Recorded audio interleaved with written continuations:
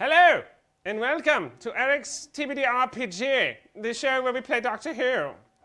Today, we will be playing Doctor Who. That's the extent. I really. I won't go any further I than was that. going to say I'm really hoping there's not too many first-time watchers right now. Yeah. They're like, click. Not anymore. I'm gonna go back to League of Legends. I'll see you later, guys. I'm out. All right. So hi everybody. Welcome back to TBD RPG. Yes, we are playing Doctor Who, and we are in the middle of an adorable showdown between Taliesin and Amy and Amy's companions. We'll do a recap here in just a minute of exactly what went down last game, but we have a few announcements. I'm going to start with this announcement. So Taliesin gave me this. That's so cool. It is the Doctor Who. It is the TV remote of the 11th Doctor. It comes on the stand. It's pretty. That's You very get a good gift. pretty. It's Tal. awesome. Thank you. Yes, I Tal. have moments. High quality. Tal does very good, and apparently it's the TV remote. So when you twist it, it raises the volume, and you can wave it like a Potter wand, kind Does of. all and sorts of things. yes, But But indeed. it doesn't work if your TV's made of wood. It doesn't, unfortunately. I've got one. It's lovely. It's For just other reasons. Yes, but isn't that rad? That's so damn pretty. That's I just love it. wonderful. Has nothing to Yeah. do with the remote. It's just that your TV is made of wood. I just wanted to share that because that was friggin' That's awesome. amazing. That's so cool. I'm trying to think. So International Tabletop Day is next weekend. April 29th is Tabletop tabletop Day. day. I have to no. every Every time. time. Yes. Yeah. So if y'all have seen our music video that we shot for that, I've announced this a few times, but we're going to be releasing it very soon. I've got to coordinate with Goldie and Chris, our social media guy. But I have the behind-the-scenes footage of that music video, where Amy and Jason Charles Miller are singing in slow motion, and everyone's spinning around and wanting to throw up, and it was a lot of fun. So I'll be posting that because it sounds demonic and ridiculous. Yeah. So any other announcements aside from Tabletop Day? Is anybody doing? Oh, if you're, well, no, that wouldn't make any sense because if you were at the con, you wouldn't be watching us. But right now, we don't have Jody today because Jody's off being both sick and signing autographs at her booth. At which con is she at? C2E2 in C2E2. Chicago. She's Sick sick and autographs. she's sick. She is sick. Jody is sick, man. Yeah. She's more metal Say than hi if you see her and tell her how great she is. Yes, Yes. indeed. Yeah. Let's see. What else? Anything else? Sam's got one. I'm excited. Sam's excited. Sam I'm glad. wishes to announce. I'm glad we're mixing things up today. Are we going to plug the show? We should plug our show since we're here. We should. Oh yeah. Plug your You show. can Plug see your the show. two of us not being quite as combative on the Wednesday Club this Wednesday. Talking about We had a really fun one Yes. this past week. We did our intro, our Comics 101, kind of start at the very beginning episode. And next week, It's all about manga. We're going to be taking a look at the history and development of comic books in Japan and where they come from, where some of their sort of their tropes come from, and a bunch of like nice historical ones, a couple new ones, a couple things in the middle, but like a nice little perusal through the world of manga. I'm going to take everybody on a journey. So does Scott Pilgrim count as manga? It does not, right? No, it does not. I did not. I It think. is. Perhaps you could say it was influenced from manga style, but I don't. Yeah, think it is. I love watching people's faces explode in a hail of gore when I say, "Oh, I love the manga Avatar: The Last Airbender." Like it's such a great Japanese animation cartoon, I have and, so and much just about watching, everything. just watching them die. You're like, a troll. slowly. Yeah, Ah. Wow. but I do. Why I'm Weird things surprised. about Eric's alignment. Troll. So real quick, I do have something. Oh wait, no, One Amy. more tiny Yes. announcement. If you did not catch it this week, we came back for season 2 of Vast. Oh, yeah. And you definitely want to catch on Monday because certain folks may have been missing last week, and we need to know what's up with them. Oh yeah. I may maybe doing things. Vast also has T-shirts now. You guys have T-shirts, right? Yeah, we do. Yes. You are now in combat with your wallet. Aggro your wallet. Yeah. Lots of good news on that show, and if you haven't seen it yet, they're doing a rebroadcast on Monday nights, which is tremendously exciting. Yay. Okay, so the I think the last announcement that's also game related is so as you the audience at home, you guys were treated to something that was not anticipated Yes. when a few weeks ago we had a one-on-one session between Taliesin and I, where Taliesin and I have been coordinating his entry and his character into Doctor Who for a while, and we were looking for a good opportunity for Taliesin to really stretch his legs a little bit. And so we had a brilliant opportunity when we had a very large cast where everyone went up for the break at 1:45 here in sunny Los Angeles. And Talis is stuck behind, and we did a one-on-one where he kind of went evil. And we're gonna be dealing with that today. But what was great about this is I asked our cast, I asked the players to, those who haven't seen it yet, and Duncan, we still need to show it to you, I think, right? You haven't seen it yet. But this is going to be great then. Because I asked everybody to go home, and if they were I told them they could finally watch the VOD. You guys can go watch the episode on Twitch. But you are required to record a reaction video while you're doing it. And so thankfully I got Gina's and I got Sam's, but Amy's computer was not happy and didn't like both running the video and recording at the same time. But we're okay because I've got some still shots that I'm going to share with you guys right now. I'm going to share some still shots up on our screen here in just a sec when Denise has got that ready. But and during the break, we're going to be playing a video of the reaction. We're going to be playing the reaction video during the break. Sean Becker, our fearless leader, cut it together at the last. I mean, one of the reasons why we're starting late today is we're literally running the USB up to get it like plugged in, and so we can play it for you guys. Thank you, Sean. Thank you so much for doing that for it. Yes. I don't see anything on the screen yet. I always want to see more. Oh, there it is.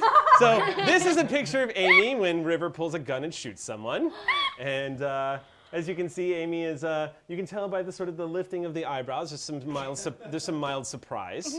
Can we see the next one, Denise? This is when a snuff box comes out. Snuff box. Yes, there was a certain snuff box that Yeah. came out. And that's just rage face Amy. Because this is Amy rage facing because this is where Amy's realizing that they've all been played for fools. And then the last one, of course, is the picture of Amy realizing that River Song has been brainwashed and is responding to commands. And yeah, so those are the 4 shining moments, really. That was definitely the, like, you're going to say everything went well. Yes. Yeah. That's the moment that I love watching in the video, and I encourage you all to wait for that moment when you're watching it during the break. The moment that got everybody is when I basically, in the last game, I repeated back to you guys what Taliesin told River to say, and it clicked when you watched the VOD, which was so much fun. Thank you so much for doing I'm so sorry that. that video didn't come out right, but... Oh, Nice it's to but say it all. we'll probably post that on Twitter so y'all can just relive the moments with Amy and so it'll be good to go. So I mean, guys, can we just take a minute? Aw. yay. No. Oh. Magnificent bastard. Thank you, dear. But I applauded the magnificent role-playing talent and topic. We would literally never play because it happens so often. Yeah. Top quality art here. Right It here. is true, I know. I would like to point out that Taliesin is wearing pink socks. And Yes, it looks awesome. They can't see. You can't see This it. is an outfit Jeff definitely designed to only be seen from the waist. From the bottom from the waist up. Well, but I think not wearing pants really makes it though. Yeah. Are they both pink? I dig They it, are though. both I pink. dig it, I dig it. I did. Oh, yeah. last I thing. love how you had to check if both socks were pink. I mismatched my socks. Me too. That's why I was like, I love that. Did I match them today? Did you? I'm wearing socks. Last announcement, if anybody is in SoCal Ren Fair tomorrow, I'm going to be going out there tomorrow. So if you see me, just say hi. Yeah, I'm going to be I wandering. might be there too. Oh my gosh, Gina. Yeah. That would be awesome. We have should to say buy hi or honeymead. something. We have to buy honeymead and share like a big like leg and shout about our victories in battle and stuff tomorrow. It'll be good. As What do you if that's want, different Max? than every other day. Oh, Max isn't here. Sorry, I'm not supposed to point him out. He's yeah. he's scooting. He's scooting. He's telling Taliesin to scoot over. These are secrets of show business. Could you guys please move back into frame? There we go. Okay. Better. Well, that's just That didn't fine. happen because Keep we're all of the professionals. gun space between you. Yeah. All right. So Glad we don't have you near I here. think we are ready to jump into recaps as soon as Max stops interfering with the show. Yeah. He's gonna mess with the camera now. We're not. I we're have not- a fun announcement if we're we're not- waiting. We're not supposed to be telling you guys any No, of this. no. Max is now crawling out on all fours. He's smiling and walking away. Anything I can give commentary. All right. I like to show how sausage is made. I don't know. Okay. Also, thank you for the beautiful coat. I'm pulling an Eric today and discarding layers, but Oh, yes. Yeah, dude, Mike Fox. And thank you, Mike, because Mike Fox is always giving us shout-outs and telling people to watch the show. So it's sort of like our official companion away from the Doctor Who show, Mike Fox. So, yeah. Okay, well, then let's go ahead and jump into the craziness because we left off on probably, I wouldn't say necessarily the biggest cliffhanger, but probably one of the most dangerous cliffhangers we've had on this show so far. The last thing that took place was a rifle shot from the cannon of Velig going rocketing into the rip in space-time, which was apparently when you guys all saw the hole in reality to do the beehive effect, and you saw all the different realities doing the same thing. Apparently, the same action was being committed in the exact same moment across realities all at the same time, which caused the bolt to intersect, and it caused a spike in paradox to erupt. We're about to figure out what happens. The mysterious old man who I guess lives in this old fortress of the Centauran, what's left of the Centauran Empire, which is nothing. If you all remember, I guess I should have started from the top. You guys are on Sontar. Millions and millions of years into its future, and it has been destroyed for the most part. Its buildings are left standing, but the Centauran race has been exterminated. Not by Daleks, but by what looks like the last remaining member of their progenitor race. A man who calls himself Dalendarius. He is an ancient member of the race Kavich, I believe is the way it's pronounced. And apparently awoke from stasis and committed genocide against the race that his race created to battle the Rutons. I hope I'm pronouncing that right too. There's a lot of things to pronounce in Doctor Who. He kind of came off friendly at first, and then he revealed that he was a genocidal maniac.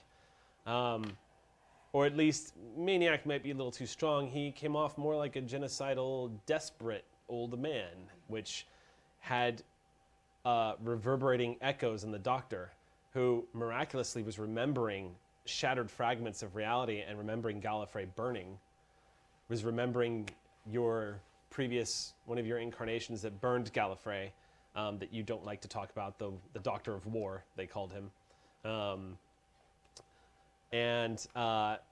also remembering conflicting things at once. Mm-hmm. Yeah, because you guys saved Gallifrey, but you also remember Gallifrey burning. You're also part of that regeneration cycle that probably shouldn't remember any of that because of the time writing itself after the salvation of Gallifrey. Of course, you have learned since that this universe is kind of behaving in its own fashion with all the paradox energies, and again, one of the big problems with the universe now, because of all the paradox, is moments and things are becoming unlocked. Fixed moments in time are becoming unlocked, which is, if you want to think of it like that, it's like the Fulcrum. I forget the engineering term, but it's the points in the building that are required. It's not even really a strong engineering term either, like technical. I just can't remember. But it's like those points in like construction that if they weren't there. Oh, like a keystone? Yes, like a keystone. So those are the little things that basically keep reality moving and going forward in the universe of living, and those are coming undone because of all the paradox. So it's unexplainable that you remember these things, but it's also not surprising. So you kind of have two memories. You have memories of Gallifrey dying and Gallifrey being saved. And probably the second one is why you were able to pull yourself together and begin to close the time vortex. That was moments later. Professor Chronotis decided. Old Professor Chronotis. Professor Chronotis Not suspicious. decided to go ahead and get things moving a little faster, to essentially like throwing flash powder into a science experiment to see what happens. And and so all hell has broken loose. The gunshot from Velig's gun has gone in. Just as the Doctor was trying to close it up, Gina Finn basically tried to stop the gunshot from going into I tried. But with a 31, that cannon shot basically disabled your force field, annihilating it, causing your cybernetic arm to drop numb. And it went off, and then you attempted to stop Professor Chronotis. I did. And you ordered Meatstick to stop Professor Chronotis. Professor Chronotis told Meatstick, stop her, and Meatstick obeyed Chronotis. And and stepped in front of you, and when we last left off, you two were literally raising your fist to throw down. Yeah. So it's kind of like the load screen in the video game For Honor, where you just guys are like, "Arr!" and Yeah. then okay, and that's the moment in time where we pick the game up. Now, I gave Sam heads up about this because of the shite that is going on. I am not going to allow a talk initiative action. Instead, I'm going to... Instead, for this round of combat, there will only be runners, doers, and fighters. Because Tal burned a point and set things in motion, and now we're going. So let's go ahead and start things off with initiative. So, Okay. I'm scared to fight Meat Stick, guys. Just throwing that out there, Gina. And now back to Finn. That is Ready. that is a very... I helped Mercer make this character, and so I can tell you that is a healthy fear. Okay, thanks. Thanks for the That vote is of a- confidence there, If Eric. I want Finn to, you know, to live. So So run away is what you're saying. Matt, by the way, when I talked to him before crit roll last night, he already did. was so excited to hear that you two were gonna fight. Oh, really? Yes, because he Too bad kind of he's knew. not here for it. Matt kind of knew that things were probably gonna go this way, especially when he found out who I'm just gonna say who Tal really is. Yeah. And and You're merely a simple Time Lord enjoying the just fun. admit, yeah, just a simple time. Okay, so we're gonna go ahead and start off. So talkers are gone, so we have runners. Anybody running away? Roko's like, get me the fuck out of here. In a sense, Okay, so what are you doing? I am going to look at this whole situation and look up at the big giant tear that is the central threat, and I am going to walk in front of the professor and be a shield so that no one tries to hurt him, or anyone who does has to go through me. And likewise. It won't be a walk. It'll be like a hop, skip, and a jump to get Sure. over to him. You're I don't. you're standing in front of the professor. You said. We have a meat stick and we have a meat shield. I am the latter. So Roko, I will tell you that being given the order to protect him, there's a possibility, at least a possibility, that Meatstick is going to try to stop you.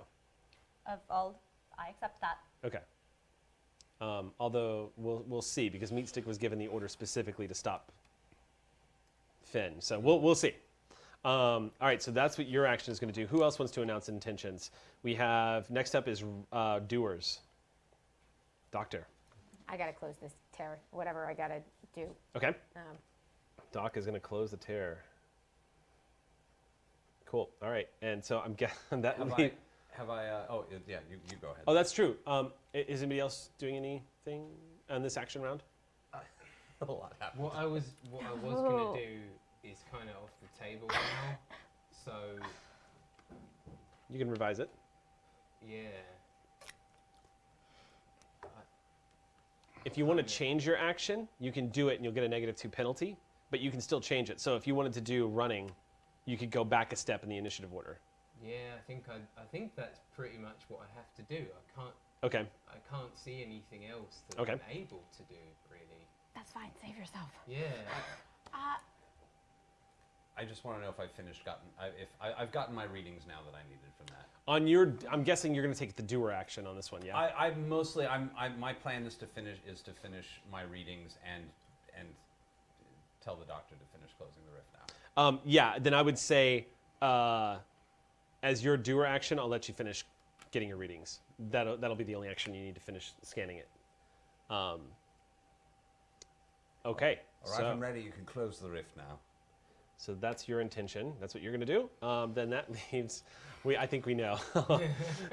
Okay, so Finn and Meatstick are going to attempt to beat the unholy hell out of each other like Rocky and Apollo.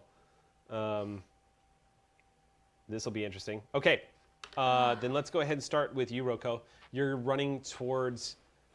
Oh, you know what? If Meatstick wants to stop you, he has to change his action, and it's going to give him a penalty. Indeed, he does. And his... I'm going to see... I threw him specifically at her. Yeah, you threw him, but you didn't say protect me. You said stop her. So Meatstick is going to let you go by. He's completely focused on the angry cyborg that wants to punch his head in. So To be fair, I didn't want to punch his head in, No, his head just happens to be in the way which of is the in person the that way you- of the head I want to punch. So, Not today. Rocco, you dash past Meatstick. Meatstick doesn't really give you a second look, but in the corner of your eye, you definitely see that these two were about to throw down. It's all happening in a matter of seconds. And Meatstick again is. I mean, the thing is he's gone full angry Ood. So he's got red glowing eyes right now. His hand is raised. He is. I mean, he was always intimidating, but you've never seen Meatstick do physical violence before, aside from the time he smacked that guy into the wall. But And the time he threw that other guy into space. oh yeah, there was the guy he threw into space. Maybe a little bit of The time he violence. threw the guy off the thing and he blew up with a grenade and okay, so maybe a few times. All right, so you rush past Meatstick. Then next up in the order is going to be Doctor. You're closing the tear. I am. Zzz, we need to get you a Sonic. You're buzzing away on the tear. It is not good to see you, old friend. That's you guys are What basically. do I need to do? It's gotten wider. Is anything coming back out of it? Because the last time when we threw gunpowder into one of these things, it came out 12 times. We're gonna get to that. Okay. So real quick, I forgot that Duncan switched his action to running. So you actually went at the same time that Rocco went. Rocco did, yeah. So are you running? I'm guessing you're just running sort of away from it, right? Just sort of taking cover or running away from what's about to happen. I was kind of planning on just going over to where the doctor is. You're gonna rush over to the doctor. Yeah. Okay, cool. So Cillian, your human companion, runs over to you and takes position next to you with wide eyes, staring into this rift. Duncan that ought again. to help, right? What's that? That ought to help close it. Theoretically, because you Yeah. have been hearing that Duncan, apparently being from your universe, has the ability. At least once, a little bit. I think. So Duncan, you take position next to the doctor, looking into this rip in space-time. Again, it's something that humans really aren't meant to be able to see or process. And it's kind of like the way I kind of picture it is when Egon looks into the trap in Ghostbusters, where your eyes just kind of go wide, and for a second you're seeing into a space that mankind was never really meant to look into, Yeah. and you kind of just stare at it for a second. And as this is happening, you begin to feel like a sensation waft over you, and we'll get to that in a second. But as you're buzzing away and the rift is starting to slowly close, clap my and you hand hear the on your doctor shoulder. saying her words to the Time Lord behind her, at first you feel the terror of looking into this rip in space-time, and then a moment later you begin to feel a familiar presence. It's for a split second the panic kind of dies down, and you catch your breath for a second, and then we'll come back to you. Chronotis, the doctor has uttered her phrase to you. You're scanning. She's closing. Your scans detect that when Cillian takes position next to the doctor, the rip begins to accelerate in its closure. Excellent. So that's going to be you, and then What have you done with the real professor? We'll get to that. Finish closing the rift. at this point, Dalandarius is using his action to go, no! And then we get to the thunder in the jungle. Doesn't really work. What would you call that? Rumble in the jungle? Yes. No? That works better? I'm not very good at this. Yes. Oh, you know No who I holds forgot? barred on Santar? Yeah. Hold on one sec. Blunder in the thunder. There we go. Ood and a moon. There we go. Okay. Okay. All right, Gina. Do you have quick reflexes? Yeah. So does Meat So does Stick. Meat Stick. Yeah. What's Meat Stick's coordination? What's yours? 5. You go first. Is it sad that I kind of hoped he was going first?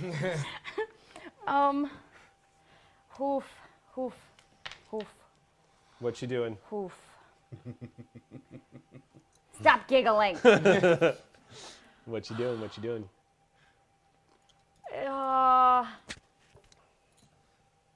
Okay. Stop giving me that look. Rocco is giving me that look. I don't know what you look. I can't see you. You're behind Meat Stick, and Meat Stick is large and blocking a lot of surface area behind him.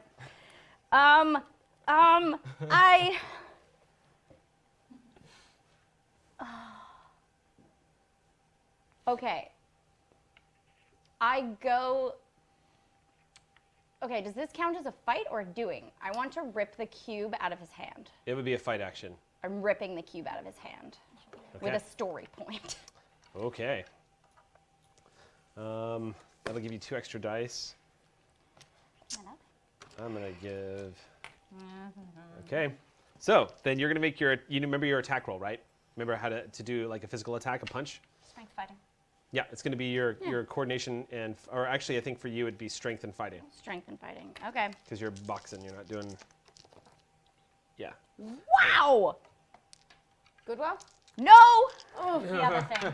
Very, very, very, very bad. Wow. Whoa. Holy moly. Right? Did you get multiple Daleks? I got $3. out of 3 4. Daleks.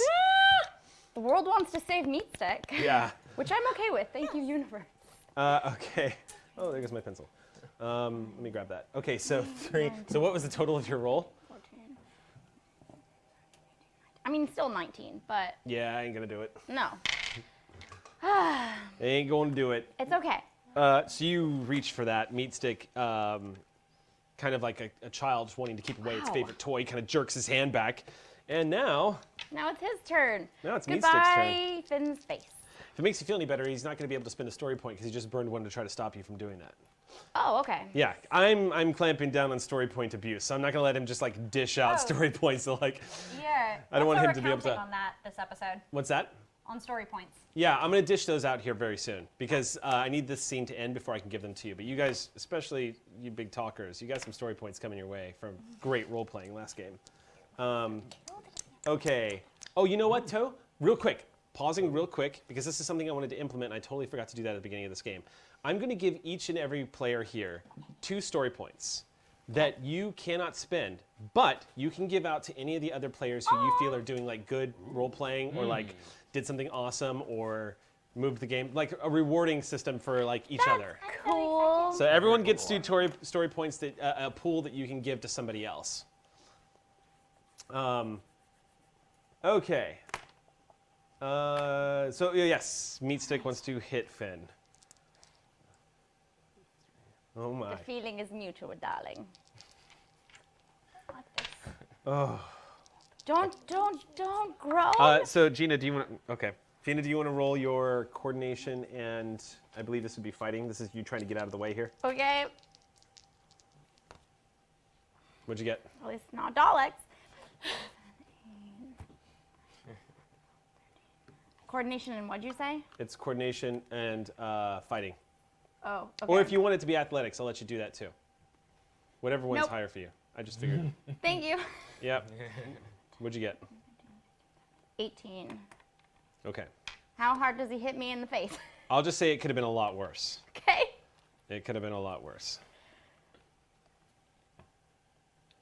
But it is bad. All right. He said stop, not murder. You can just hold my arms. You take a body blow, 5 points of damage that you can distribute however you want between strength and resolve. Meat Stick pounds So only into 3. your. As you reach for that Oh. cube. Oh, okay, cool. Yeah, I'll let you So- distribute it how you want. So as you reach for that cube, Meat Stick actually, you kind of get a glimpse that Meat Stick is not just a powerhouse, like, buff thing that beats the crap out of people from the counterattack that he sends against you. It's clear he's an experienced fighter because as you lunge for it, he uses your momentum and kind of pulls it away just enough to send you off balance and use your momentum as you're lunging to enhance the strike he gives you to this dead center of your chest. You're pretty sure you feel and hear 2 ribs popping as that impact hits you in the dead center and you go stumbling back. This feeling's familiar. Yeah, this is you actually it's difficult to remember the last time you were hit by a biological entity this hard. But I will. Strength and coordination, you said? What's that? You said take the. Yeah, Oh, from resolve, and you coord- said. Yeah, resolve. It knocks the air out of you as you're sent sprawling back and you topple over to the ground. Essentially, he just from that strike, you know that he probably hits just as hard as you do. That's a roundabout way of saying he too has a 6 strength. Yeah. So he smashes into you and ow. Yeah, I got it. You all watch in shock as Finn takes a punch right to the chest that sends her doubling back, rolling onto the ground, and dangerously close to the paradox rip. And at this point, the rip in the paradox begins to like, you see like black crackling purplish lightning starting to explode out from the corners as the disruption from the blast has caused it to basically, it looks like it's getting agitated, but it's also it's still closing. But it's almost like it's an angry wound at this point. And that's when...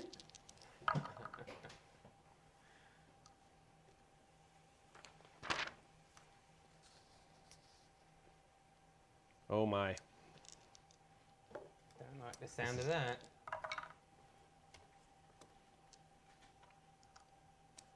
I have a bad feeling about this. Oh my. Okay. What is going on over there, Eric? Okay. The world explodes. So Meatstick, having pounded you across the room and everything gone down, completely forgot about the very angry Centauran with a very large gun Excellent. behind him. Oh. And ignoring you. you hear, you're not sure what Velig shouts amongst the loudness, but Velig turns that gun on Meatstick and fires at point blank range. Holy crap. And you all see Blue Death do what it was designed to do. This gun my at God. point blank, he levels it down and goes, "For the God!" And you don't get what he says, and then the thing bucks, and you see a blue beam explode out from the chest of Meatstick, and Meatstick stumbles forward for a second, and then looks down and does not drop. However, you can see clear through him. And you see him wobble for a second. It's a hole that's about this big. It looks like it wasn't like one of the blasts. Interestingly enough, it looks like at point blank range, this rifle actually doesn't do the exploding damage that it does at medium range. So it's almost like it was a surgical shot through Meatstick's chest. Probably still lethal from the looks of it, but it's hard to say. Meatstick doesn't go down to a knee or anything. He just wobbles for a second. And then he turns and kind of, if you could see an Ood give a look of surprise. And at that point, you see Velig has gone full Centauran. He's not the cute, happy guy anymore. This is a Centauran that is in battle and who wants to kill the thing in front of him. Especially after he saw one of his colleagues just get injured. Hey, he called us friends. Friends. We're friends now. His only reaction to Meatstick turning to face him is, "Ha ha ha!" And he cocks it again. Oh. And you hear, nice. And we're going into the next round of combat. The next round of combat, yeah. I mean, I'm just going to say, with that roll, Meatstick is very lucky. Because this weapon, following the Doctor Who rules, I had to have Meatstick spend a story point to shrug that off. Yeah. Because the Doctor Who rules say that after certain levels of successes are passed, you just die. And Meatstick managed to. I had to burn a story point. I had to burn a story point to keep Meatstick alive. Yeah. Thank you. To give you an idea, Give yeah. Meatstick story points. So, yes. Thankfully. Yeah. Okay. By the way, real quick, just real quick, I know we're in the middle of combat here, but I just wanted to tell y'all that Darren texted me this morning to wish me a happy birthday, and he said he meant to say "here's to many more adventures," but he typed "hers to many more adventures," and then he spent the next text message cussing out. He's like, "Damn these large Centauran fingers!" Just thought that was adorable. Oh. Back to being Okay. very scared now. Yeah. Okay, so we're at the top of the round. I'm going to allow talking to take place in this round of combat. Hi, guys. So let's go ahead. I'm gonna do. Let's see, Roko. Essentially, I Doc. need to choose whether I'm declaring, talking, or doing. Right? Yeah. Don't tell me what you say. Just tell me. I need the declaration of order. So let me just do this, and then we have Finn, and Syl, and Meat, and Velig. Okay. So who wants to talk? Who's declaring talking? So Roko, definitely. Okay. All right. Nobody else? Who wants to talk? Shock. Nobody else doing talking? No talking. All right. Who's running? Nobody's running. I didn't think so. Doing. Yeah. Okay. So we have Wow. Things Doing. are getting did. doing. Doctor's doing. And what are you doing? You're also doing. I'm also doing. Okay. It's such a funny initiative order, isn't it? You're welcome. Finn doing. I mean, that was a pretty traumatic sight. Yeah. Snap me out of berserk mode. I'm very. Cillian, what are you doing? Are you going to go? Doing. You're also doing? Yeah. Okay, cool. Literally All right. everybody except Fighters. That would be Velig and Meatstick. Fighters? Yeah. Oh, you're Possibly. declaring them. Sorry. Velig and I Meatstick can are going talk about to. it. Meatstick has turned on Velig, and this is about to get ugly. All right, so talkers. There's only one. Roko, all hell's broken loose. everybody stop now. There are more urgent things. Very large, very reality destroying things, and he's not worth it. This is a sad little man intimidating 2-bit gangsters inside of a whale. It's not worth harming innocents, and I look to Meatstick. Or anybody else we love getting hurt. If we can work with Davros, a man who wanted to destroy reality itself, destroy himself and everything there's ever been, if we can work with him, this man, he wants to live. We're aligned long enough to close this rift. That is much more important right now. Focus, Velig. This is not your battle. Make your convince roll. Yep, story point. All right, make your presence convince. Yeah, go, Ram, right. Damn. One It's- story it's- point for Sam from me. Okay. You know what's crazy is this is the first time that we've actually had, like, I mean, you guys got attacked by the TGs, but you had that well in hand. This is the first combat we've had that's gotten deadly in the first round. Like, this Doctor Who combat does not, like, this system, it gets pretty vicious when a fight breaks out. Because it wants you to respect that you will kill the thing. Yeah. Yeah. Seriously, it makes death. That's It's the thing. awesome. So, for everybody running this game on Tabletop Day, that's why the talk action is so awesome for Doctor Who, because it really lets you have that Doctor Who moment where you can do what Sam just did. And we're like, wait, and, you know, you see in the television series. On the other hand, it's just like Doctor Who, where if someone gets shot, ow, that's not coming back. What'd you get? Do I get to add my empathetic or my charm for trying to persuade and read the situation? You have Charm? I do. Charm would definitely let you Okay, add great. +2 to it. All right, Yeah. then my total is 28. Okay. This is important. All right, now let's see. I just didn't take away the one I used. Great. Thank you. Just to make it I'm going to clear, burn a action story and point not a- for Meatstick because Meatstick is responding to an order. So I'm going to give him a bonus to resist this.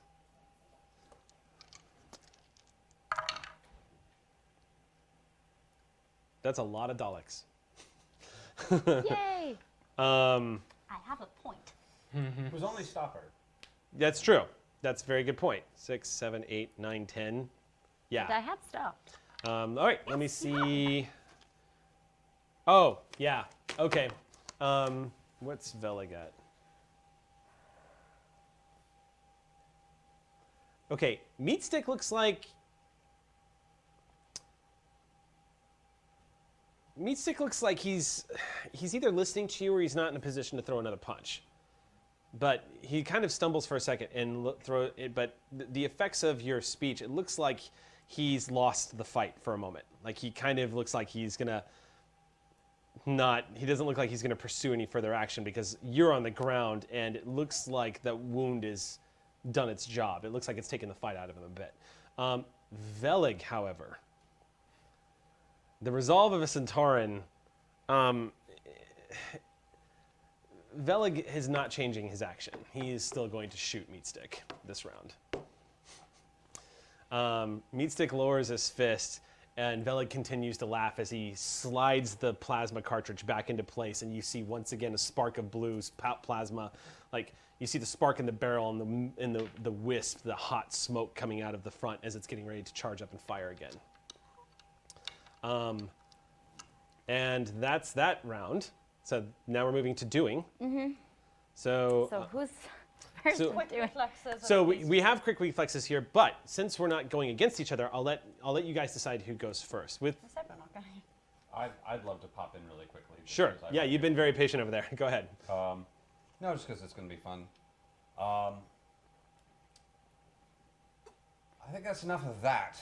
I'm going to grab my sonic drill, and I'm going to break that gun without even looking up. I'll let you do it if you burn some story points. Story points out of the drill. Okay, 2 story points, and I'll let you do it. Boom. Drill is empty. Sonic drill, you say? Do I get extra dice for that? No, if you're going to burn 2 story points, I'm letting you essentially alter the narrative. Okay. So at 2 story points, and that's what I was doing with the TG's guns. In this case, actually, you know what? That might be. That would be 3 story points. All right. And 3 story points, and it happens. Oh. It just happens. You don't have to In roll. that case. Yeah. Has So your drill had a makeover? It's there's never been a drill. Oh, what am I thinking of? Laser screwdriver. This is a sonic. Laser This is a screwdriver. brand new thing. I'm very pleased. Oh yeah, no, actually, it only has 1%. okay, so that's All right. so Velig's going to find out on his action that Ah. nothing is coming out of his gun, but right now he doesn't get it, so he's cocked it back. You notice though when Chronotis does his little thing, you see the blue wisping smoke has stopped coming out of the gun immediately. Who else is going? Doing action. Okay, Doctor. Yeah, no, go ahead. What are you doing, Doc? Celine, thank you. This will help. And Rococo, that was beautiful. We've got to fix this, and we've got to get out of here. And you're not helping. You're But if gonna. everyone could just calm down. I'm actually just tearing. I don't Okay, like talking. you're after. saying this while I'm you're closing basically the tear, continuing yeah. to close the tear. All right, what are you doing? I'm just staying with the doctor, I guess. On your round, you don't know how to explain it or why you're suddenly feeling it. It's not a hallucination, it's not a dream, but you're beginning to feel like you can't explain it, but it's like he's right there, but you feel Mickey is nearby. You don't know how to explain it, but you feel like he's in the room with you, like he's trying to talk to you, and you can't. You don't understand it, but like it just when you're looking into the paradox, it comes over you in a wave for a second, and it almost feels like he's reaching out to you, but you don't know from where or how. It's that vague, but he's here.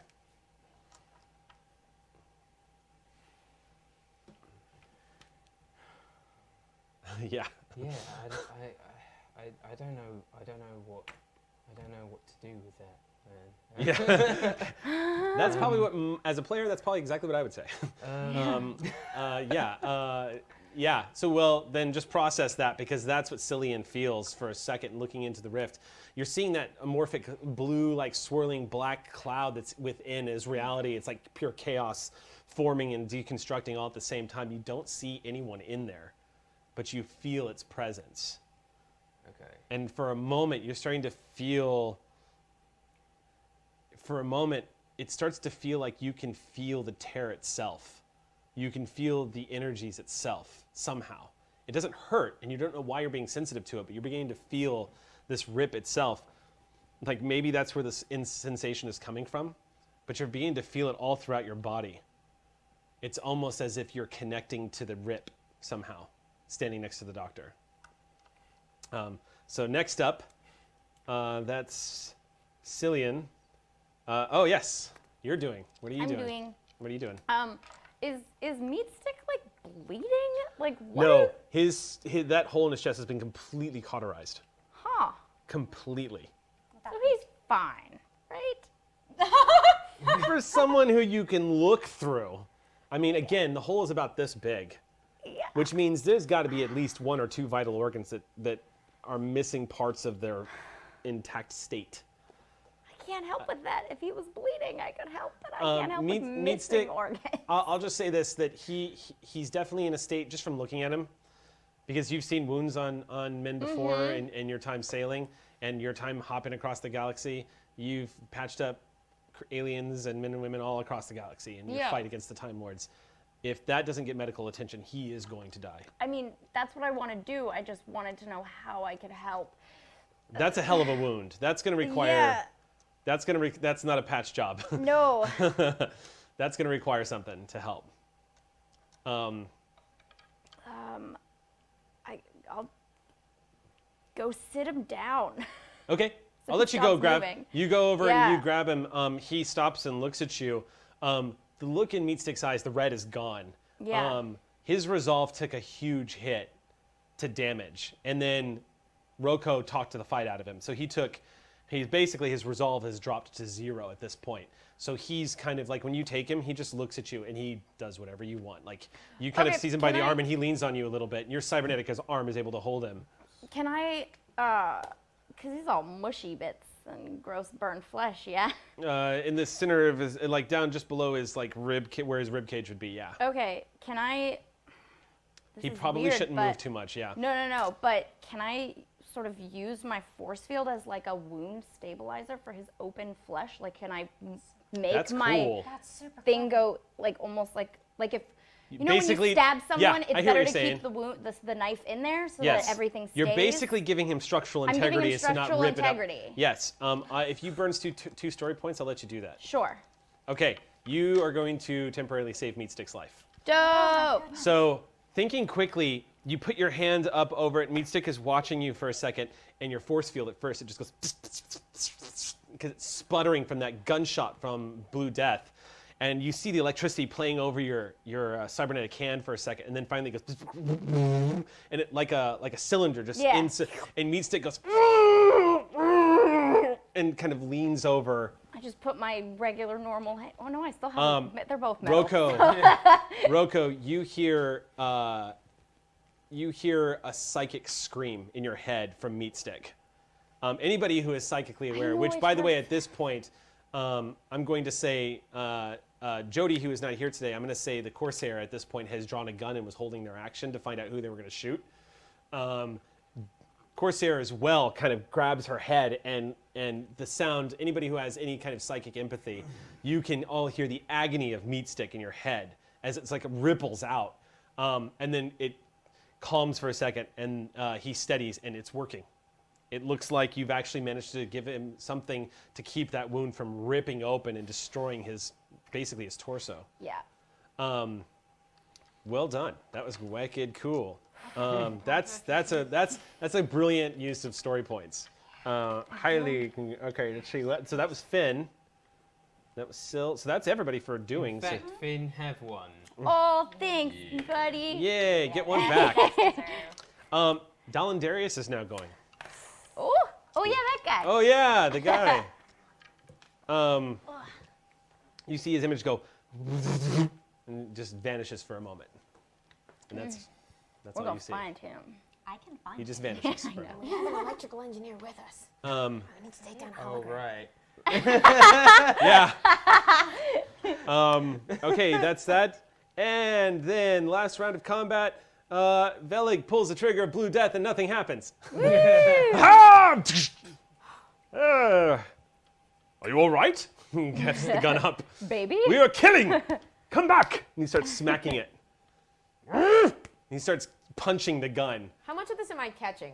I'm looking away from all of it. I mean, there's so much chaos happening Yeah, around you right now. You're gonna tell me everything later. But you don't hear a second gunshot. So whatever Roko was shouting over the noises, clearly, maybe it worked. You don't know. But as you're concentrating on this, you also see, by the way, Doctor, and I will say, you guys, you're starting to see your readings spike a little bit on your sonics with the paradox.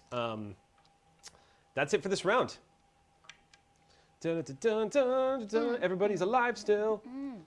Okay, so let's start up at the top of the round. Well, you know what? At this point, I think combat's done. Yeah. Because Yeah. that one's pretty much lasting ended the anymore. fight. You pretty much ended the fight with that one. So we're going to step out of combat and back into narrative as Velig drops his gun to the ground and he says, "You know I love you. Now work!" And he starts kicking it, just brutally just kicking this thing over and over. Maybe Blue Death knows it's not the time right now. Velig doesn't look... Maybe she's trying to tell you something. If Velig hears you, there's no indication. What's the status of the universe-destroying tear? The universe-destroying tear is... the status of the universe-destroying tear is still closing. Okay. It's, remember, it was like 300 feet. This thing was massive it was before. huge. It was starting to close, and then it widened back out, and then we started closing it again. Yeah, so now I would say it's probably at about 100 feet. It's closing rather rapidly. But it does look like it's angrier somehow, or at least more active.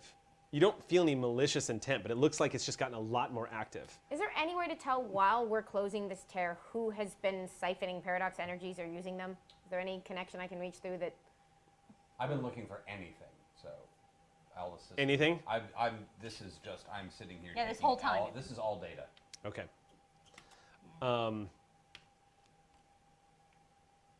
Let's see. What would you learn? So I don't want you to spend a story point for this. I would say, Tal, it looks like this one has never been discovered before, because to be so large and untapped, that's the only explanation.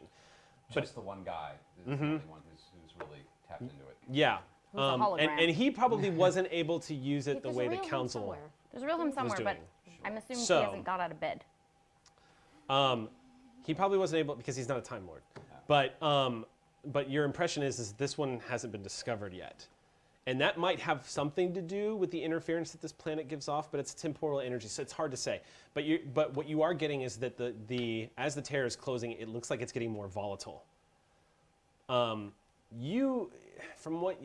nothing really that you're scanning on this tear that kind of indicates that this thing has been tampered with, aside from maybe that this guy Dolandarius, he may have been trying to harness it, but I'll tell you what I told Tal, he's not a Time Lord. So it is way above his pay grade. What he was trying to do, he would probably just annihilated himself and everybody around him. There's nothing to indicate that this has been harnessed or used in any way. But then again, it's kind of hard to get a read. But like Tal, you are also, the Doctor is detecting a massive spike in paradox suddenly. It's not coming from outside the rift, but from within. And it seems like the more that this kind of shrinks down, it's almost like it's becoming that much more concentrated. This one's fighting. Yeah, this one feels like it's just harder to close up. Like if the other ones were slashes in the universe's flesh, this one is a stab. And so It's a giant hole in a meat stick. Yeah, it's the hole in meat stick basically in the universe. I'm getting the most curious fluctuations. Is that normal? None of this is normal. Is there anything useful you've learned? Oh, yeah. Quite. At that point, you hear, and then you see the Corsairs pointing the gun at him. Not yet. What did I say? You have no idea who he is, and I the don't course. believe we've met. I know you well enough to know that I never want to meet you. I know you by reputation as well. It's a pleasure. Love the gender. Is that new? We have other things to worry about. But do keep an eye on him if you would. Doctor, you know how dangerous it is leaving him alive. It's a mistake you've made time and time again. I really wouldn't do that. You see she's going to pull the trigger. You see it squeeze. Wait. Would you like a carrot or a stick? No, never mind. I'll give you a stick. Wait. You're obviously a I'm still stick. standing in front of him. That's... Yeah. She's on the... I've been standing in front of him the whole time. She will have to shoot through me. Yes. All right, I'll keep talking. fine. Okay. I'll give you a stick. 10 minutes and 48 seconds. What did all of you stop it? What are you doing? Kind of goes back a little bit and looks at you. There were 11 minutes and 41 seconds between the time that the tea shop called me to let you know that you are on your way to my house, and the time at which you knocked on my door. In that time, I spent 53 seconds putting the kettle on to boil and setting up a tea service. Can you imagine what I could do to ensure my safety with the remaining 10 minutes and 48 seconds? With and I promise you, surprisingly interestingly customized TARDIS. Now, down. Go ahead and roll your convince, your presence plus convince, and I'll give you a +2 to that. Roko, you're probably not aware of this, but Amy, the doctor knows that even though Roko is standing directly in front of Taliesin, you know the Corsair. The Corsair could bullseye Taliesin with Roko, with only an inch of Roko cover. You know what I mean? Like, Roko's actually not in danger right now. What did you roll? 26. How much? 26. Okay. Okay, so she Yeah. she lowers the gun. Your reputation precedes you. Those who have not met our friend, this is not Professor Chronotis. This is an old enemy with a new face, and I rather hope they wouldn't meet in this universe. So pleased you guessed my name. Oh, for heaven's sake. You won't have these names. It's pretentious as all devil, and you haven't earned it. I like this one. I promise you I've earned mine. Doctor, on the other hand, is definitely debatable. I'm not listening to you. We have more important things to focus on. Is Meatstick all right? No. I appear to be dying, Doctor, you hear Meatstick say, as he's kind of, at this point, he's on the ground, propping himself up with one arm. We need to get him to a doctor, a real doctor.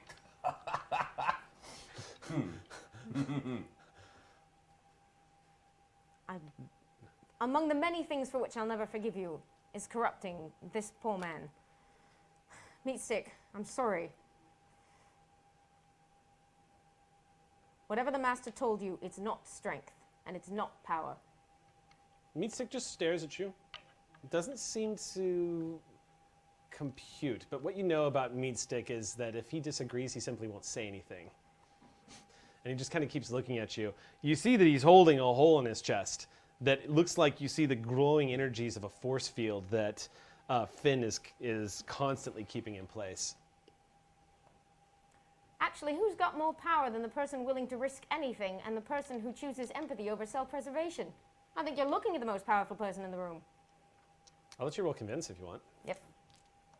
How many story points This can I is get? what the doctor's got. That was in character.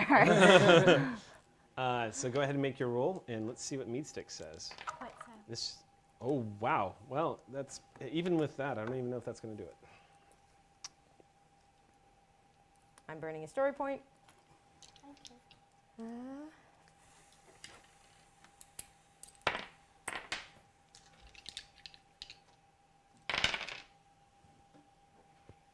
Sax's lucky dice are lucky dice. Thank you, Sax.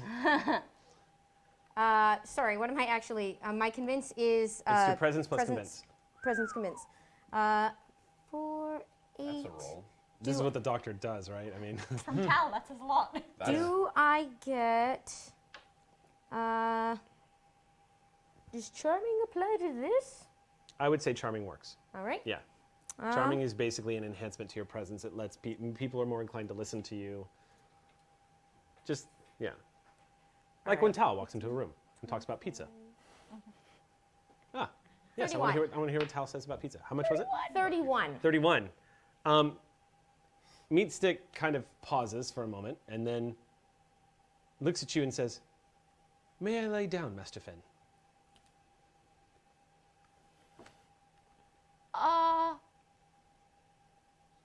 Yeah? Thank you.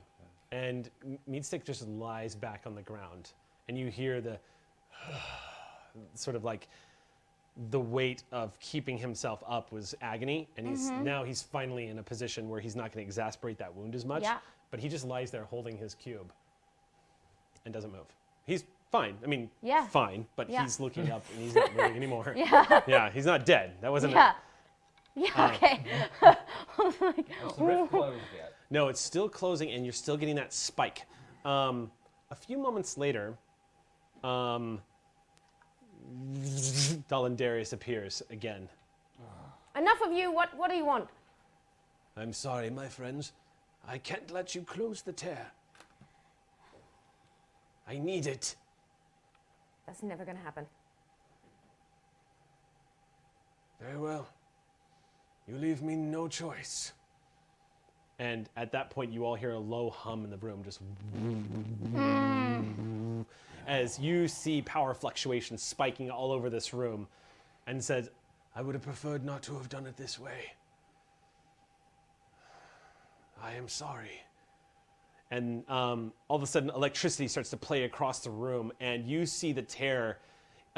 You see electrical charges from focal points in the room start zapping the tear. It's almost like, you know, Frankenstein when he was kind of raising the monsters. These little, like, they're very visible, so you can spot them easy when you look up at them. But you see like bolts of electricity striking at the tear, and it's causing it to go like warp out and then go contained again. But it's basically causing it to sort of morph and fluctuate. And at that moment, when this begins to happen, this ripple of paradoxical time energy just kind of floods out. You are all protected somehow, as this wave of paradox just, but you watch as the room suddenly turns from wood to smoke to glass to human flesh to like all of a sudden it's pure chaos in the room as the universe completely loses all logic. And Dallin Darius's image, he just goes, "Ah!" and just disappears. All around you, you see the ground starts to change and morph. And for a split second, Doctor and Cillian, for a split second, you hear a familiar, sort of like this low grumbling. And you, for a moment, it sounds like, for a split second, it sounds like you're back inside that reality-devouring monster that you all woke up in when you first came to this universe. And that same effect of pure illogical chaos, of the universe around you warping and wrapping, and then it just, as it stabilizes, you hear that it's, at first, when you were inside this beast, which was our first game session, when you were inside this beast, it sounded like this sort of malicious roar. Roko, you were there, so you were also, you were also kind of, you were also remembering the sound. But as you're hearing it now from the outside, you're beginning to realize that it actually sounds like a low groan. And it's not actually noise you're hearing.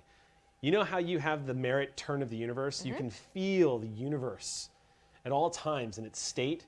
What you're realizing is it actually feels like you're feeling the groan. It's not actually, it doesn't sound like a malicious growl at all. It actually feels like you're feeling the pain of the universe for a split second. And when that registers, the two of you are feeling it as well, which you should not be capable of feeling.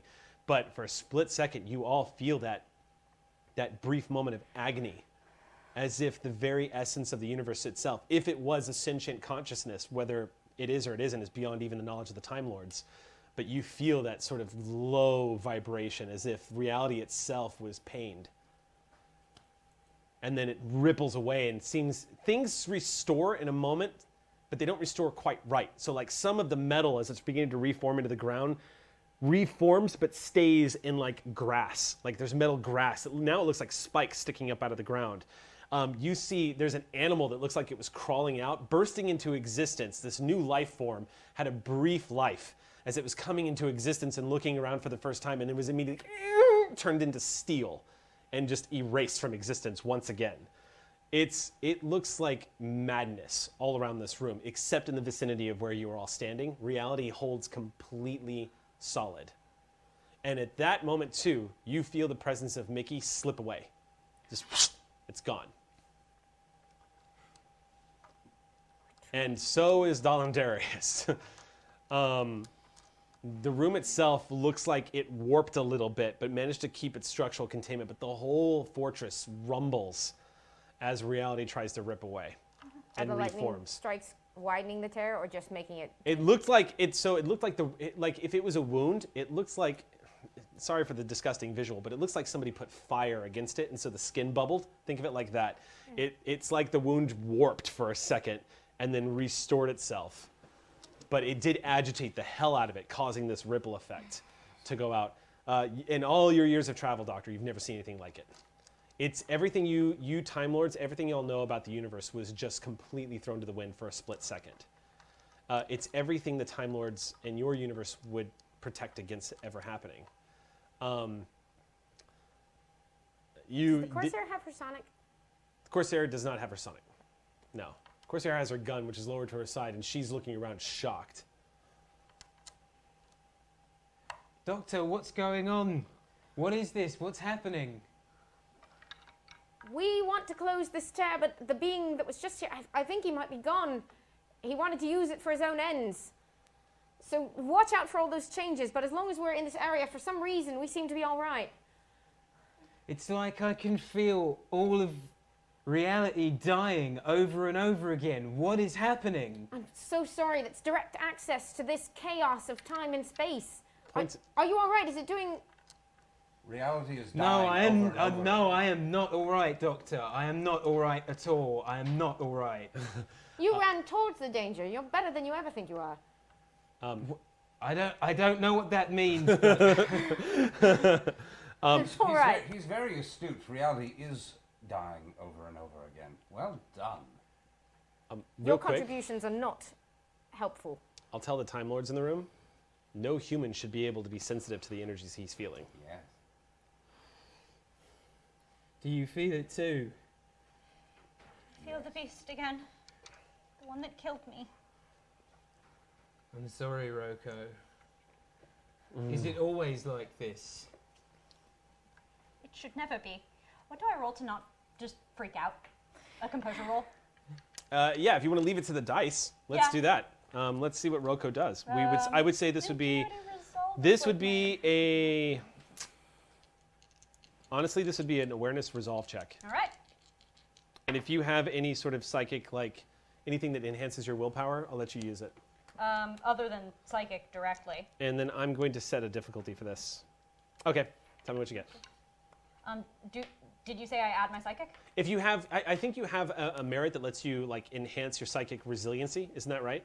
There isn't really like a resolve boost. There is. Jody's got that it. I know of. Oh, Indomitable. That's no, the I one. don't have Indomitable. You don't have Indomitable. Okay, No. then no, you don't get a bonus. Just tell me what you roll. So 21. 20. Yes, but you hit the target number exactly. You don't freak out, but it's overwhelming. It's leaving you like it's like you're not. You don't go into a full meltdown, but it's overwhelming. Like Roko is answering your question, Cillian, and then it stops in the middle of their throat and just and it's too much, Roko. I sink to my knees where I was standing and I look up at the first person I see and just make I'm it spending stop. 2 story points. Do I feel anything? Or am I just chilling? No, you're like, what's going on? You saw Okay. all this happen. I'm spending 2 story points. Corsair's going to try to shoot the master. The moment Roko drops to her knees, Corsair goes in quick draws and Is- goes for it. Out of curiosity, I'm trying to remember. You can. Will that work? Mhm. Okay, I was Yeah. trying to remember where. Yeah, you're going to need to burn a story point. I'm getting very low. but I okay. know. Well, I'm about to give you guys some more because Okay. I haven't given you all any from last game yet. So I'm gonna boost you up. But if you want to do this, you're gonna have to burn a point. Christmas is canceled. And you see the gun. She pulls it out, and when he says that, as it reaches the top, the gun spins out of her hand, and she collapses to the ground. She just like the gun, like it's almost like she tossed it up in the air, but she loses complete motor control as her hand goes up, and you see her eyes roll into the back of her head, and she just pitches forward and hits the ground with no bracing. Her head bounces off the steel, and she's unconscious. Guns solve so few problems. What Why have don't you done? Saved a gun from being put into this situation. Leave them all alone. Now tell them to stop shooting at me. Clink, clink, clink. Is she all right? Yeah, she'll be fine. I didn't ask you. I'm the only one who knows. He got to her. How is he doing that? He can do things with his mind. I can do lots of things. Do we have a dead mic? Oh, okay. How did it fall? I'm so sorry. Just checking. Let me fix that. Lavalier was cancelled. My microphone broke. I can do that as well. He dropped the mic just as well. Oh, the dangers of... Okay. All right. So How's that? Yeah. a few moments after this takes place, you begin to see, as you're holding, the tear is still closing. It looks even more agitated than ever, but it is still steadily closing. You're watching it when you see. There's really no way to brace you for this. You see essentially what looks like a 3-clawed hand, roughly the size of a school bus, reach out of the tear and grab hold of the reality on the other side. And then a second one. And you hear this low, and a thing is the only way to describe it. A reptilian-looking creature of some kind, probably Lovecraftian inspired in nature, begins to pull itself towards the entrance of the hole. And as this thing lumbers up, a creature that exists within the paradox, you see as its face begins to pull up, almost like it's looking into a window, a being that should not be able to exist where it's coming from, pulls itself into the entry of the window. Its face is completely morphic. It's constantly shifting. At one point, you're horrified to see a giant baby's face, and then it shifts again to what looks like a wooden gnarled tree stump. Like, the creature is pure chaos. And it begins just mindlessly pulling itself through the portal. It is, for lack of a better way of trying to describe it, I would say this thing is probably close to about 60 to 70 feet in length as it's beginning to push itself out. And as it's beginning to sort of give birth and push itself into this universe, you're watching it sort of crystallize a little bit as it enters your radius. Everyone, I'm guessing, is taking a step back as this beast is starting to pull itself through the rip. I'm on my knees. Oh, no. Oh, no, you don't. This should not be possible, but it's like a creature is basically removing itself from the paradox. And you're hearing screams, roars, whispers. It's pure madness, personified. It looks like it's congealed into a form that looks vaguely reptilian as it's coming forth. And it's about halfway through when you guys are getting a good look at the immensity. It doesn't look like it has an immediate... It's like a horror movie birth, where it's obviously lethal, dangerous, and terrifying to behold, but it doesn't look like it's coming after you guys. It looks like it's literally just pushing itself through this hole right now. And all of you have to step back as this thing is making its way out, because the size, I mean, it's like multiple school buses pushing through the tear. At the exact same moment that happens, behind you all, you hear a very familiar whoosh noise, and 2 TGs appear about 60 feet away. Leave us alone. With weapons drawn. And they spot you guys immediately. You make eye contact with them. They make eye contact with you. You see there's a moment where they're about to raise their guns, and then both of them stop and stare directly at him. Scoot. Adults are talking. Sorry about that. That'll happen. What do they do? One of them turns to the other and says, "What do we do?" And the other TG goes, "Kill the Lord President first." Oh, hell, does everyone want to solve something with a gun today? Shoot the giant bloody monster! Don't shoot him, shoot that! The monster's pulling itself through. The TGs turn their guns on you, and we're in combat. I'm knew it. shooting. It gets I'm worse. shooting. It gets worse. You're shooting? I'm shooting. All right, who are you What shooting? gets The worse? TGs. The TGs? What? Okay. Yes. All right. So, initiative. Dolandarius is no more. TGs are now in play. This. Crazy. Bizarre ass monster thing. It's sort of amazing. I've just been tied up doing this the whole time, and like I'm kind of enjoying like all this. This whole game, insanities. if we play this game on repeat, this whole session, if we put this on repeat and just turn the sound off and like speed it up a little bit, it'll be all of you doing this. Do I have Couple access, by times the way, head do I have access desking. to the full suite or just the basic commands? Oh my god. Up to you. Easy. Easy peasy. Doesn't matter. Never mind.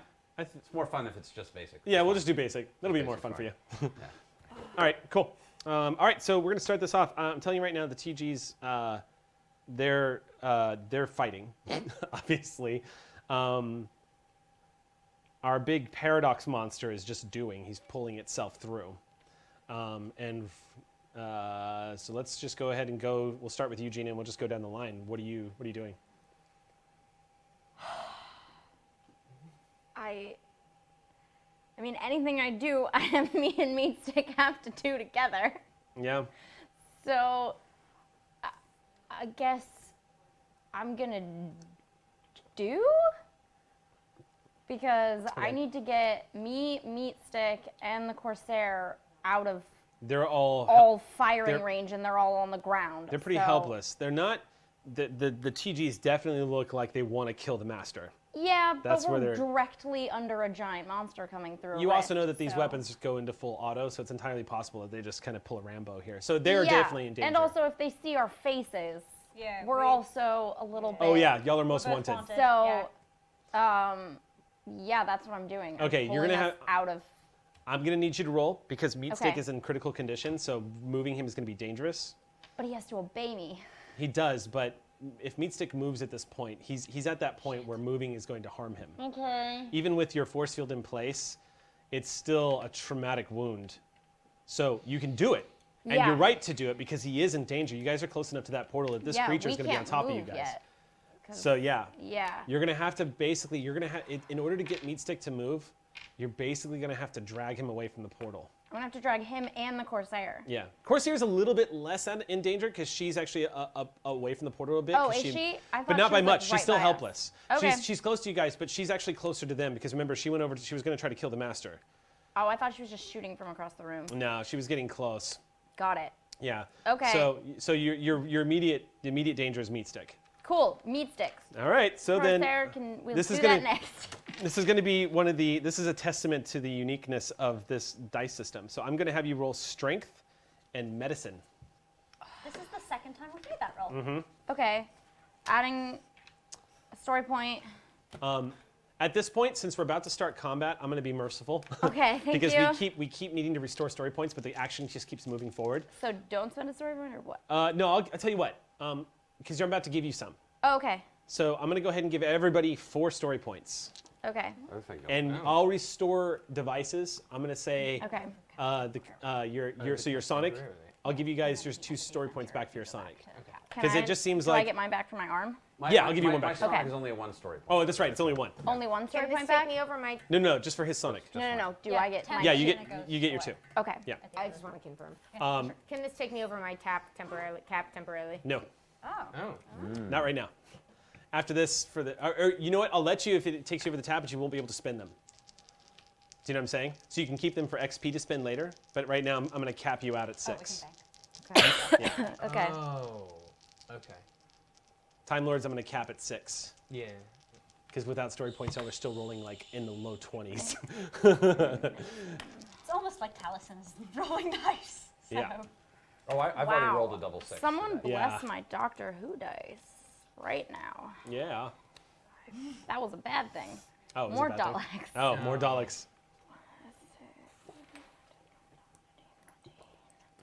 So let me know what you get. I'm going to roll his. 21. You're able to move him. Have some dice that aren't Dope. those dice. Thank 21 you. is awesome. You hear a low grunt from Meatstick, but you gingerly, you with the momentum you've got, and you're also feeling the power coming back into Yeah, your yeah. arm. You grab Meatstick by the upper part of his collar, and realizing just what you're about to do, he uses one of his hand is weak, but he's able to actually push himself along Okay. as you're dragging him away. And you kind of keep your eye on that force field that you've kind of put in there. It's probably got another round without your constant like keeping it powered. It's gonna probably vanish in the next round, but you'll be done dragging him by then, so it'll be okay. But So if basically, but won't that be bad? Like taking the energy back out, won't it? so let me put it this way: Again? if you spend one full round not holding that energy in place, it'll operate. If you take your hand away from it, it'll exist for 1 round without you, and then it'll deactivate. So I'd have to redo. Right. So at the end of Got this it. round, you can drag him away and then go back to holding it, and it's no problem. Okay. If you need to move away from Meat Stick, you can deactivate it, or you can move away from him, and you'll have 1 round before you have to Okay. get back. So, otherwise, it'll just lose integrity and fizzle out, and you'll have to re-energize it. Okay. So, okay. So that's the. I'm guessing nobody's talking, right? Yeah, I didn't think so. So then we're gonna go to runners. Who's gonna announce running? Am I close enough? I'm pretty close to the doctor right now. Right? Yeah, you and the doctor almost side by side. Perfect. I assume standing up is going to be a free action. Yeah, I'll give that to you. That's fine. I don't want to. Yeah, we'll keep it cinematic. You jump up. So doers, anybody doing? Okay.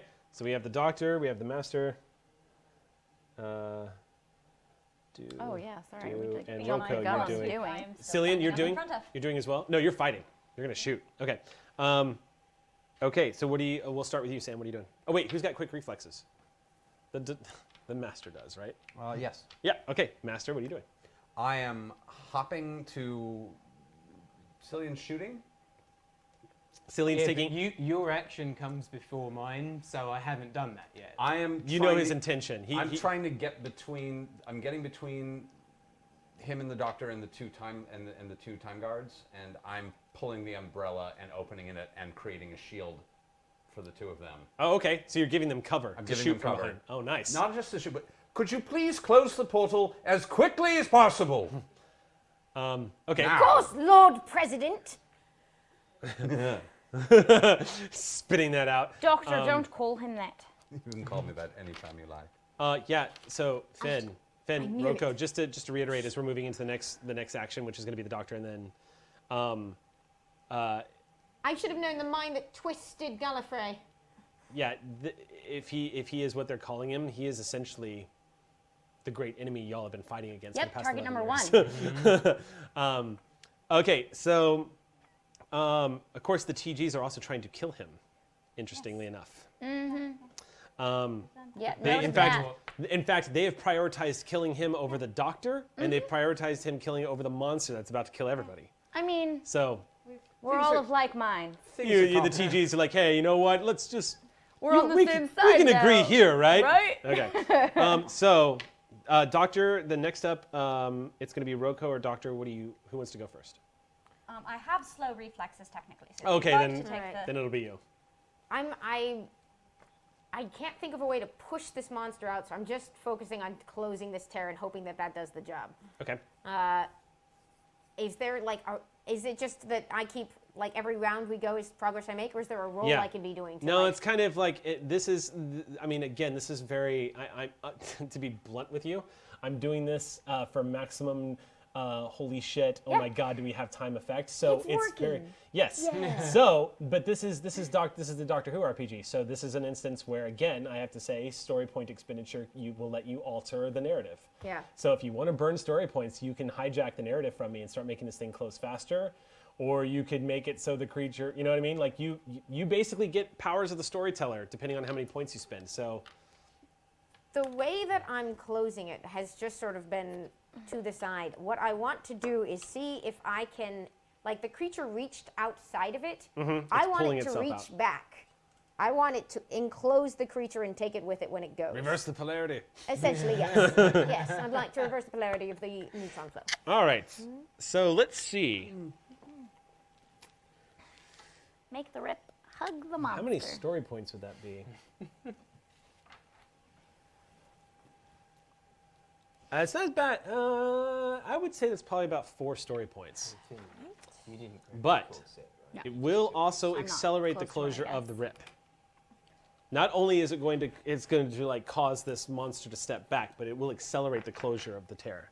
That is pretty much my goal. Okay, so leveling that sonic up, those vibrations you were feeling from Back where reality. you came from. Okay, so for 4 story points, you begin to realize something.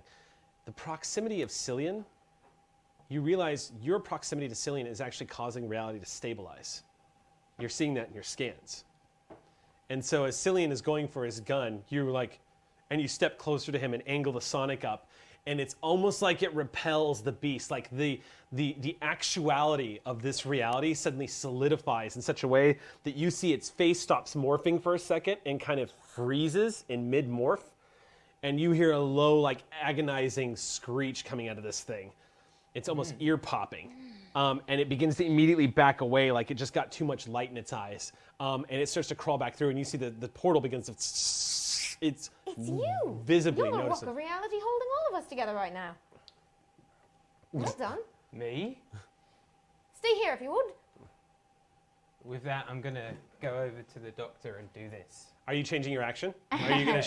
Okay, then Excellent. you're gonna pull the gun, and so I guess it ends up taking your advice. You walk over to the doctor. Okay, when you so you change your action in doing, but there's no roll here, so I'm not gonna penalize you. But essentially, when Cillian walks over and goes, walks over and hugs you, the terror, it's almost like reality gets fingers and reaches out like it's reaching for itself to like close back up again. But you guys all watch noticeably as reality as Cillian like approaches the doctor. Cillian, you feel again that connection to the rip, and you feel the vibrations coming off the sonic, and the rip begins to just close up. What is Cillian thinking right at that moment?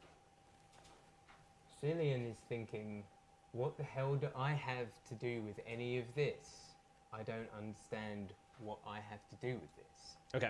And Cillian is thinking, does this mean all the people who I just heard dying over and over again? Does this mean that they're going to be okay?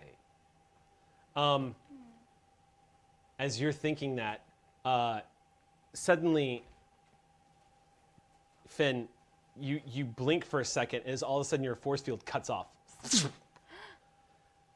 And Meatstick just sits up and kind of looks at you. And then glances down, and there is no hole. How do you feel? I don't understand. And Meatstick just kind of sits there, like stunned. Did we do it? It's still closing.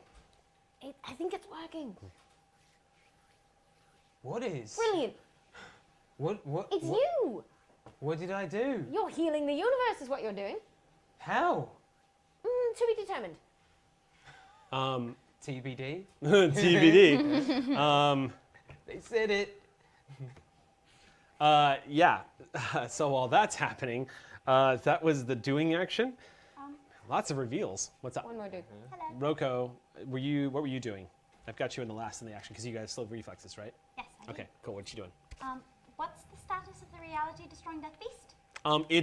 It looks like it's actually with 4 story points and the doctor and Cillian working on this thing. It looks like it's been neutralized. It's spending all of its action trying to get back into the chaos as quickly as possible. But as you're watching it, you're seeing as it's pulling back, it starts to lose all of its consistency, and like its scales begin to scatter off and turn into smoke as it kind of seeps back into the chaos. Okay. It's almost like Paradox became sentient for a split moment, and then it's beginning to break apart again. Okay. That's good. Yeah. It looks like it's taken care of. The doctor did her thing. Okay, then I can focus on the other situation at hand. Yes, the highly lethal TGs, which are still. Let's see, who's next? You know what? I know who's next. So that was doers. No one's running. Oh, this is doers. Okay, fighters. Fighters. Hey, but Roko didn't do yet. Anything. Were you gonna do anything? I was, but I suppose it's not immediately pertinent. You can still take an action here, though, if you can think of anything. Corsair is on the ground and currently close to the firefight that's about to erupt. So if that's not a running action, if that's a doing, I would like to try to. Remember, because you'd positioned yourself between them and you had dropped to the ground. Corsair is technically right in front of you. Yeah. So you If can. he's hopped away, there's no one I'm. You've also lost sight of the TGs because the Master's dropped low and pulled out his umbrella. Yeah. So I would like to try to pull the Corsair behind any cover. Okay, that I cool. can find. Yeah, we'll say that you grab the Corsair and drag her behind the umbrella so her legs aren't sticking out or anything. All right, then combat rounds. Now it's time for some shooting. Hate this part. Let's see. Okay, TGs. I haven't had to pull their stats out in a bit. Here we go. Okay, they're going to open fire on you, Lord Presidents. They're going to try to kill your ass. I have a lot of cover right now. You do have a lot of cover.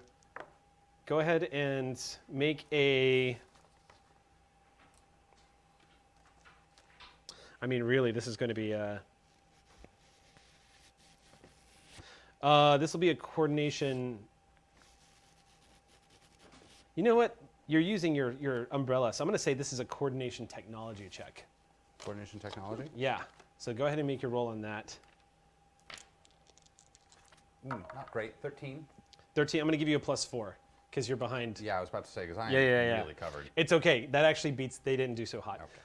Y'all watch in stunned shock as these bolts from these Time Lord weapons erupt from the barrels of these guns, and they do not penetrate the umbrella's surface. They literally ricochet right off as they're opening fire. One of them clicks it into full auto, and these weapons, which should be able to destroy the hulls of Daleks, you're watching it just ricochet off the surface of this umbrella. But, Master, you definitely feel it's not going to be able to tolerate that kind of punishment for too long, but it definitely stops the death from hitting you guys. That's not where combat ends, however, because Velig spent a story point to get his gun working again. It's going to happen. As you're sitting there getting the blaster bolts are like smashing into the umbrella, you hear, "Ah!" And a Centaurn leaps next to you using the umbrella as cover, mounts Blue Death, and opens fire. On the TGs. I hope. Okay, Yeah, on the just checking. TGs. That'll do. Yeah.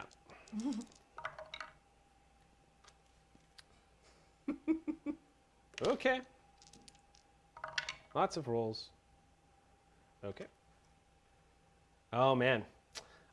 You see that bolt from Blue Death should have evaporated one of these TGs, but the TG sees this Centaurn take position behind the umbrella, and the moment that gun comes down and levels, the TG raises her rifle and slaps her shoulder. You see this blast of blue energy, and she goes... You see her spread apart like an agent from the Matrix, and the blue blast goes right through her, and she reforms totally unharmed. I forgot about the I flinching. wanted, That was I wanted her to get flinched. real awful last time. Yeah, both TGs failed their rolls terribly. I know, it was great. I didn't have to kill any of You them. didn't have to They kill a just damn person. murdered themselves. Yes. Yeah, you've seen them, of course, Tal. You've seen this happen. This is what they do. It's highly dangerous, but they do it to great effect. And that's going to be the end of this round of combat. The next round of combat is going to begin. So let's go ahead and start at the top. I will allow talkers. What would you like to say? I need one more reading. Both of you, hands on the sonic screwdriver together. I want to see what happens. Now. Should we do it? Cillian, as a general rule, never listen to him ever, but this time, yes, let's do it. Pretty All right, please. I'm never going to listen to you. But right Pretty now, you've got a please. point. Pretty please. Okay, so then we're going to start. That's the talkers. Nobody else was talking, right? Okay, so then we're going to move on to doers. Nah.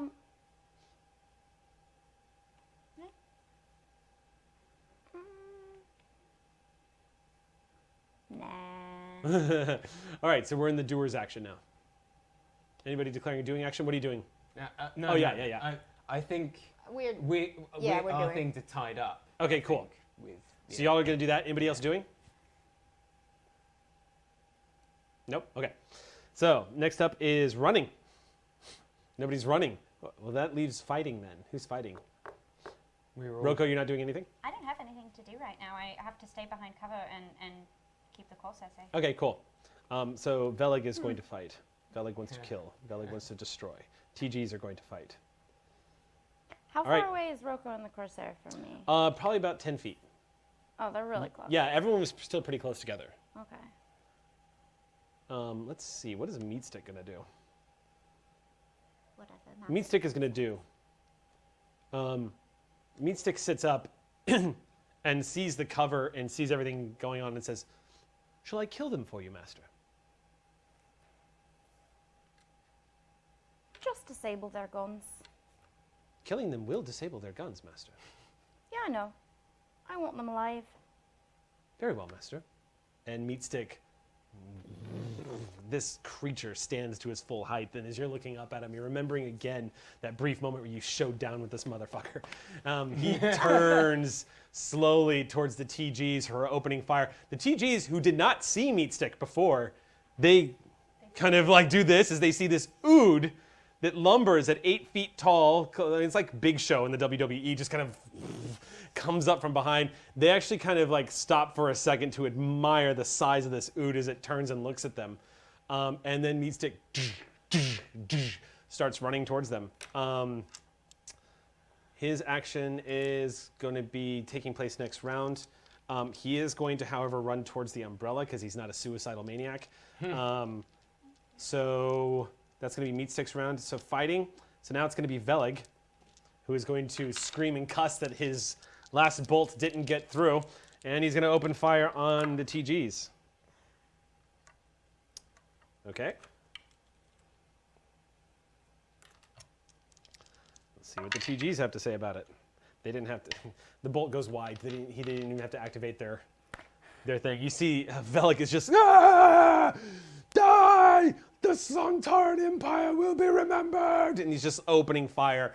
It doesn't look like he's really aiming at this point, but the TGs kind of get down low and continue to open fire as they spread out a bit. Their action, they're going to once again try to kill the cover that the Lord President has erected. Okay. Tal, I would say make another, real quick, make another coordination and science roll. Coordination Or, science. I'm sorry, technology. All right. 15. Okay, it's going to go down at the end of this round. You're going to lose your cover. Quickly! And the TGs at that point, you see them, they're basically like, think of it like anime style. They dash left and right, very coordinated. They just dash to the side as they're opening fire. You feel this, the sonic technology in the back of this thing. It can't hold it anymore in your umbrella. You guys watch as they suddenly like the force field that was around this thing goes and it powers down. You still have your force field, just keep that in mind. Yeah, no, I know. And the TGs spread apart, and at that point, we're going to pause for our break, because it's 1:44. So we're just going to pause here. This is our first session of Doctor Who. It's just been full combat, like since the game got off the ground. So we'll come back in a few minutes, and we'll fight some temporal guard and find out what the F is going on. In the meantime, as we leave on our break, please enjoy. Denise, do we have it ready? Did we leave out? Denise is not here, so I'm just going to take you to your screen. Oh. Are we still on? Paradox. It's been this for a few minutes, and I don't know what that means. Did we cut out? No. We're still live? Oh, No, because the screen that we're seeing actually just shows the "We'll be right back." We're okay. We're still live. Okay. Excellent. Then I guess we're cutting to the feed. Well, that was anticlimactic. So we have a video that we were going to show during the break. Is that loaded up and ready to go? Oh. We can show it at the end, What's that? after the episode. We could play it at the end. Let's. Yeah, since Denise probably ran to get a cup of coffee.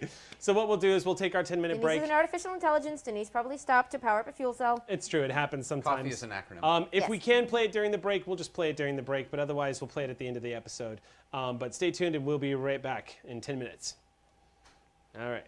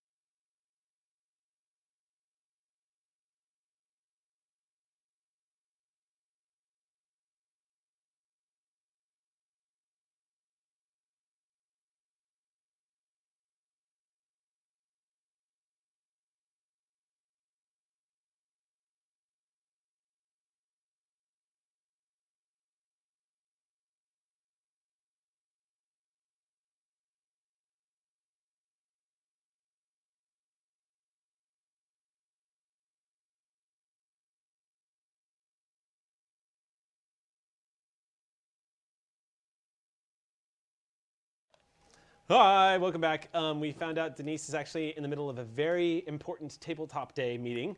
And so what we're going to do is we're going to play the reaction video at the end of the episode. So in the final 5 or 6 minutes, we'll play that for y'alls, and it'll be good. It'll be fun. So stay tuned. It's coming up. We're also going to tell you real quick before we jump back into the game. Tal and I forgot to mention that we're going to put up the Masters playlist on Spotify for you guys.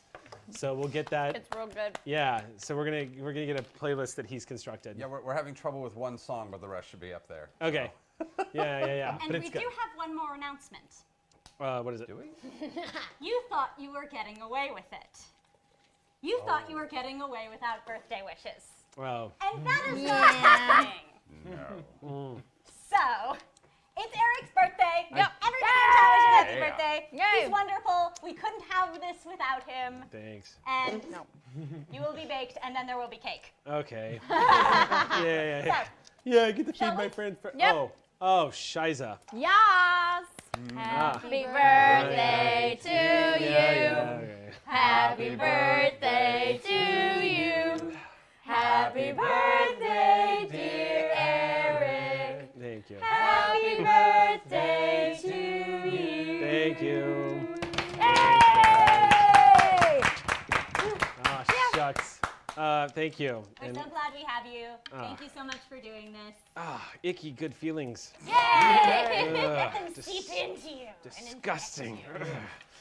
And be a cake. Now, thank you. And and real quick, a quick shout out, thank you, love to Team Human because they've been bombarding me with birthday stuff today. As always, I love you guys. Thank you, Team Human. You guys rule. All right, disgusting good feelings. about just your warm vicious. feelings. I know they poison my black heart. It's just because it's hard to make eye contact when I. Okay, so.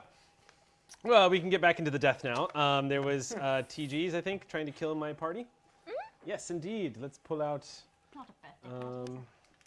all of the TGs. So yeah, let's go ahead and just kick things off here. Paradox Monster.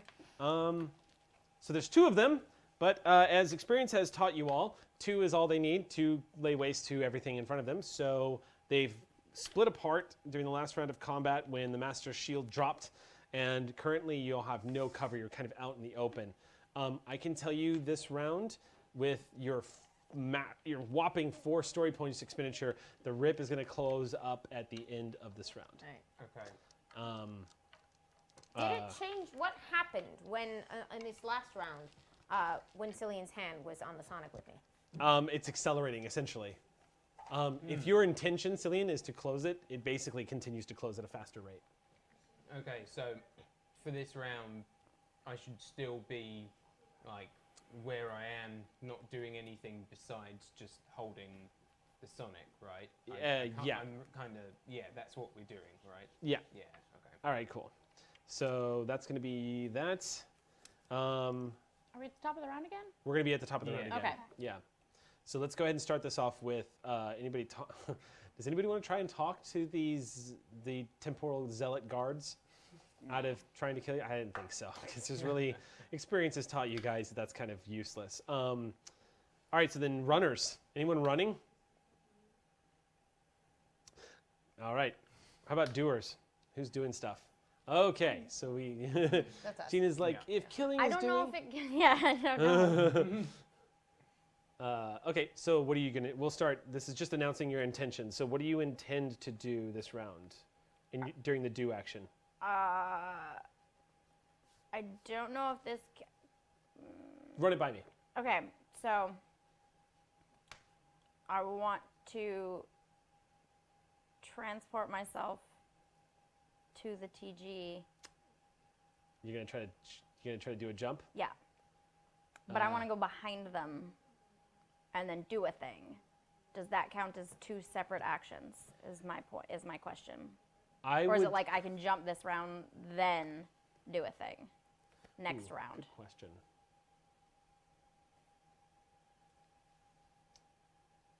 Like, does doing this count as like you walk over and punch, and that counts as fighting? You have quick reflexes. I do. So I'm gonna take a game master. I'm gonna take a prerogative here. Okay. And again, I'm going to attach a price tag to it. So I'm going to say if you spend a story point, I'll let you pop over there with a teleport, and I'll give you an attack if you want to smack him. So does that count as a fight? What's that? Should It'll be a that fight. be a fight? Cool. Yeah, Then I'm it'll fight. be a fight action.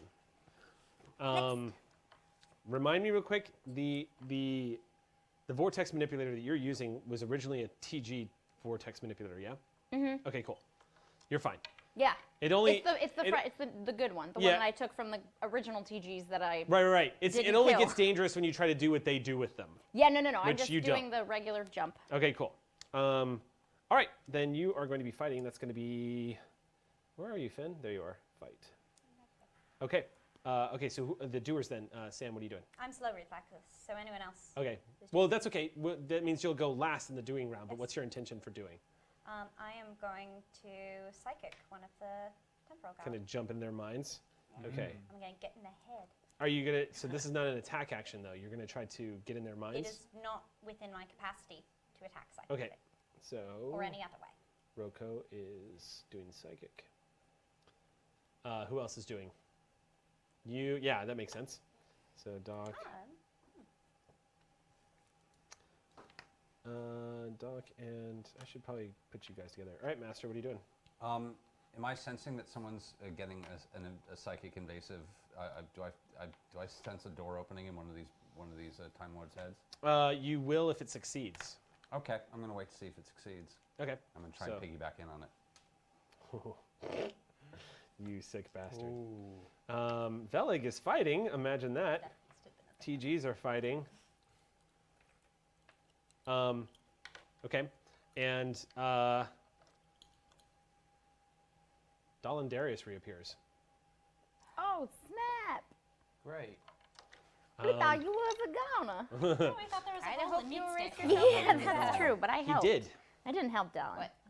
He did. He was erased from existence. He was. Okay. He was. Yeah, the same thing. Then we sort of repaired. Oh, it's repair. You're not sure. Oh. You're not sure. Yeah. Repairing that should not reverse what happened. You know what I mean? No, my character has no idea what you mean. Exactly. All right, so let's go ahead and start at the top of the round. No talkers, so we're going to go into doing. Who's got quick reflexes of the doers? The master and. Mine's fighting. Never mind. Oh, you're fighting, right? Okay. But I'm so you're holding for You're it. going to hold. All right. In that case, okay, so you're basically letting Roko go first. So go ahead and make your psychic roll as these two. You've seen this formation attack before, Roko. It usually ends in the death of everybody they're attacking. So you're in a dangerous situation here. One of them, so who are you psychicking? The one on the left or the one on the right? The one on the right's the woman that she was the one that dodged Velik's attack and is now rushing to the right, and the other one. Who is on what spatially is? So like if y'all are in the middle there, she's rushing So around. they're equidistant? Yeah, pretty much. Okay. Which So one it's- did Meat Stick go towards? Coin. Meatstick was running towards them both when they've scattered in the opposite direction. So Meatstick's fighting action is going to be adjusting. So Okay. we're all kind of in the middle. Yeah, they're basically trying to get a flank on you all. All right, so I've learned from Donna Noble not to go left. I'm going right. Okay, you go right. I All go right. for the right. All right, not cool. on the right. Go ahead.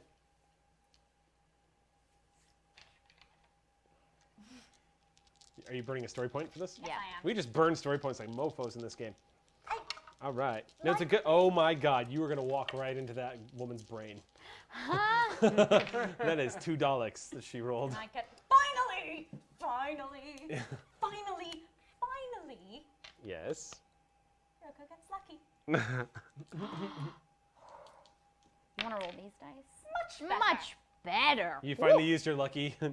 Finally.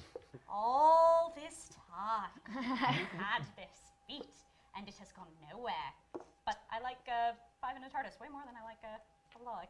So 16 plus 6 is 22, plus another 6 is 28, plus another 5, You dramatically 7. passed what she rolled. plus 4 is 31.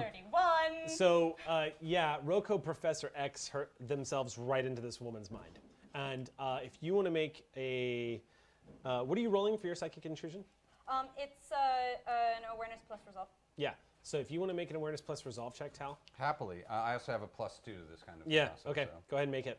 All right. Does he have to beat my thing to get in? No, because he's not contesting you. He's just joining. But is there a level of Sam's success that should make them aware of this happening, or no? I'm just curious. Make them aware.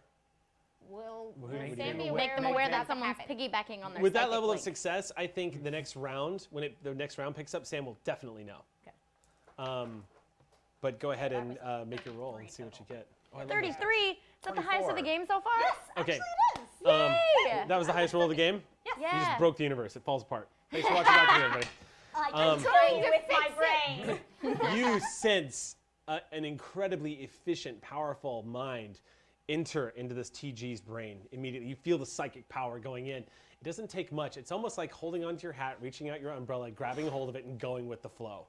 I'm just going to implant a thought once she's done with her with what she's doing. I'm implanting They- a thought They- in Yeah. them. And her is it? Are you? It's the which Time Lord? It's the one on the right. The one on the right. Time Lord on the right. Okay, ready. Ready? Yes. Okay, cool. Ah. So that's your do action. Then we're going to. Who else? We had Cillian. What are you doing? You're doing you and the doctor. Yeah. Okay. This round, your efforts to close up this thing, the rip finally just, and it's gone. Rip in space-time disappears, and the reality around this place begins to settle. Oh, thank God. It is closed. You just closed a 300-foot tear into the space-time continuum. It's about You just used a time. sonic screwdriver. Not a lot of people can say that.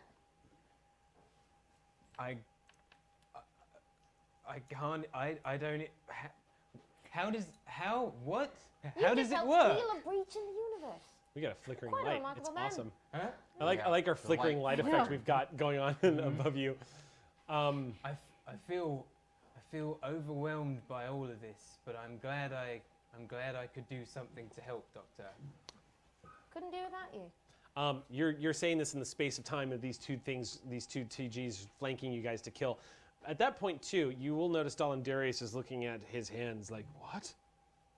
Where did you come from? And then that's the doing, and we're going to jump into, what did you want to do I something, just Tal? want to make. I just wanted to let you know what thought I put into their head. I don't think we've resolved Okay. the psychic On the bit. right I head. thought that was just the end. I just wanted to switch my face with the face of the other time agent in her brain. That's so demented. That's all. Just switch. Okay, then we'll get to that to the next round. Because right now, she is not aware that she doesn't know that Roko's there, and she doesn't know that you're there. Scotty doesn't know. So, what'd you say? Scotty doesn't know. Scotty doesn't know? Doesn't know. Okay, Scotty doesn't know. Scotty doesn't know. Yep. Now it's in all our heads. Um, Put that in the playlist, yeah. okay. So I need to find out. This TV's not Let's. Yep. Okay, here we go. The one on the right, was that the boy or the girl? TG. I believe it was the woman. We've been saying the Okay. lady, so. Cool. Is it? Give me a sec to roll some dice, and I'll tell you what's going on. Well, I guess I was a little worried. heaven forfend. Well, it would. I think it might make the difficulty harder if I'm my face. I have a lot of people NPCs change trying to kill each other right now. Quickly. Ah! Please let it work. I want it to work. That what you do to piss the council off, huh?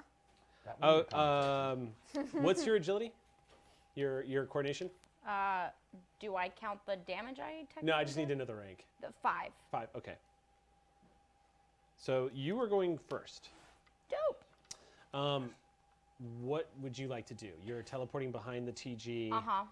Okay. Does so my force field, like, can you see it? Or is it just kind of like an invisible thing with no, a it's spark visible. at my hand? It's visible. It's visible. Yep. You can see your force field. Okay. It's not easy to notice, but it's basically like a discoloration.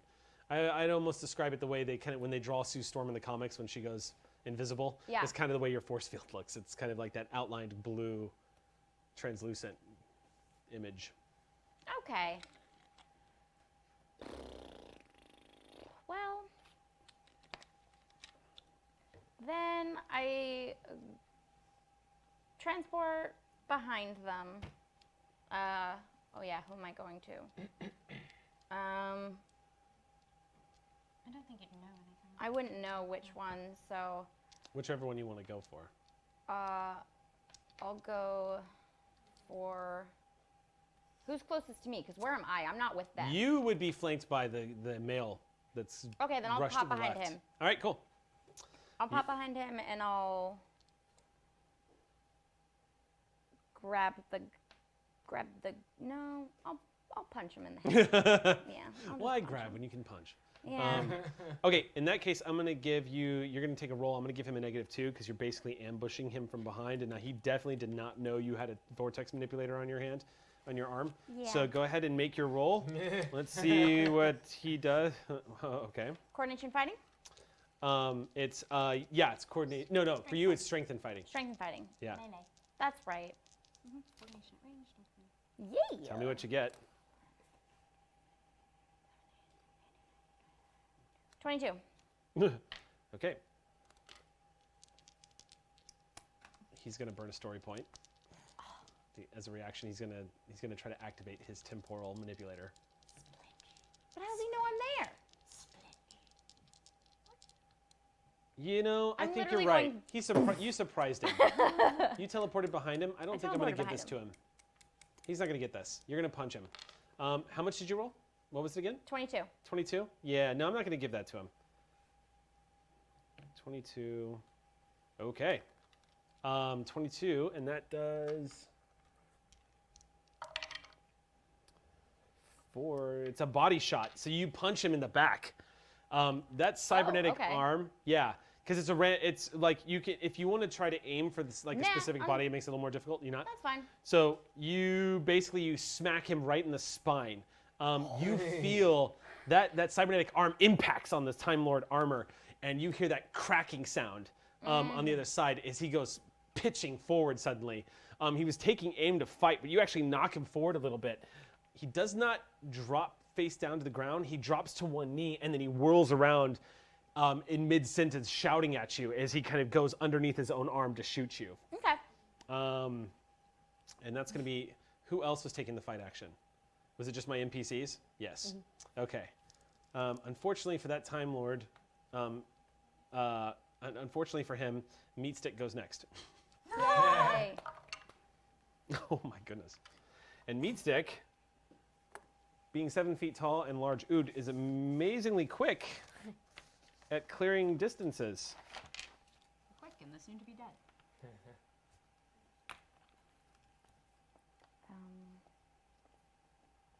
Oh, rad. I forgot Matt could do that. What? Yeah, just Oh, rad. Okay, cool. Oh, this is going to be good.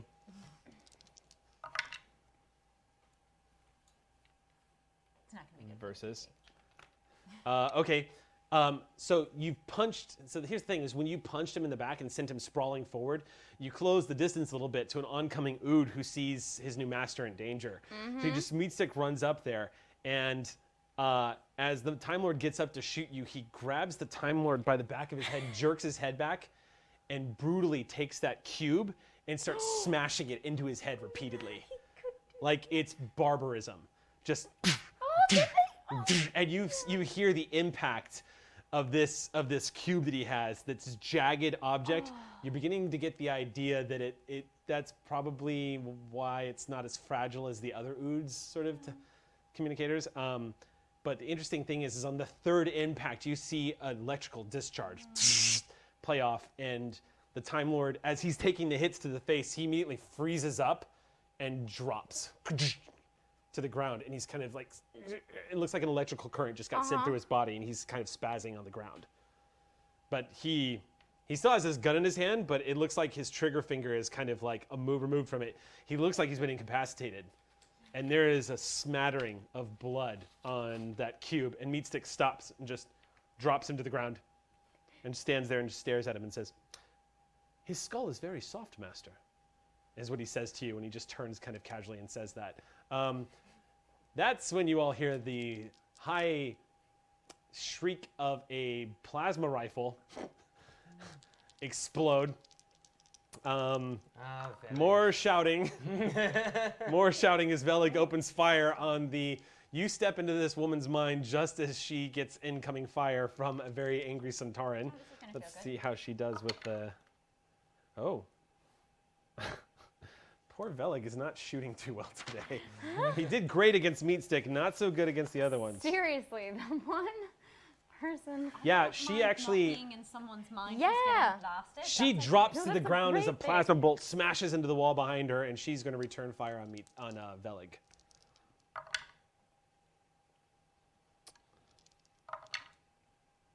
That's a difference of. Oh. Veleg takes a shot to the chest. You see the Time Lord just. The Time Lord fires that shot, hits Veleg in the center of the chest, and Veleg goes, "Ah! And cocks the gun again to return fire next round. Centauran body armor, man. Dangerous stuff. All right, so we're at the top of the round. No talking, I'm guessing, yeah? Yeah. So the rip is finally The rip is closed. done. The immediate danger is these TGs that want to execute all of you. Right. More the master than anybody else. So let's go ahead and jump in. So who's doing a do action? I think that's. Okay. Yeah. Yeah. I'm gonna say you guys are doing. Okay. So you guys are doing. Who is? Technically, what I want to do is a do, so I'll say do. Okay. I'm. No one is running as far as I know. Okay. Then we're gonna jump. Who's fighting? Yeah, Cillian. Cillian's had enough of this BS. I have. He has. All right. Whatever. I have. Who yeah. has All right, doers. So we'll start with the doc. We'll start with. prefects is Actually, over we're gonna start with Cillian, or we're gonna start with Roko and the Master. Roko, you are in a landscape. It's dark in here. You're at the peripheral of this Time Lord's mind. Now, kind of like Inception, time is working a little differently here. You know you have a few seconds in the real world to actually move around, but here you've got a moment to do whatever it is you're going to here to do. And as you're kind of settling in, you stop and look up and realize you're not alone. And standing just a few feet away from you is the image of the Master. Don't mind me, carry on. Oh, I didn't know Overcoli get companions as well. Aha. What do I see? What do you want to see? What are you going for? You're in their mind. Yeah. Well, I want to sort of take in the surroundings in a way that would help me better understand Zealot. Okay. Study? You can feel them. Roko decides to try to find, essentially like trying to find the weak point in the ego, trying to get to the spot that kind of sends these TGs over the edge. The moment they start doing that, you realize the danger that they just put you both in, because unlike the rest of the group, you know TGs have been conditioned, brainwashed, and trained. So the moment Roko taps that part of the Time Lord's psyche and starts pulling it forward, Roko, you don't see images. You feel, it almost seems like a high-pitched like a dog whistle going off in both ears, and it's ear-shattering. It's almost like their psyche has been pounded flat, stretched out, and made to think in one note at all times. You are stepping into the wounded brain of a Time Lord. It's almost like this Time Lord's identity has been completely repressed and remolded. Whoever this person was, there's no trace of them. They could have been anyone. This woman could have been a mother. This woman could have been a farmer. This woman could have been anybody. But whoever has done this has turned her into a living weapon. And there's you. When I say zealot, you realize now you're actually inside of a living weapon. And you can't help but admire the efficiency. I'm curious what happens if I say a word. Oh my god. Do you want to find out?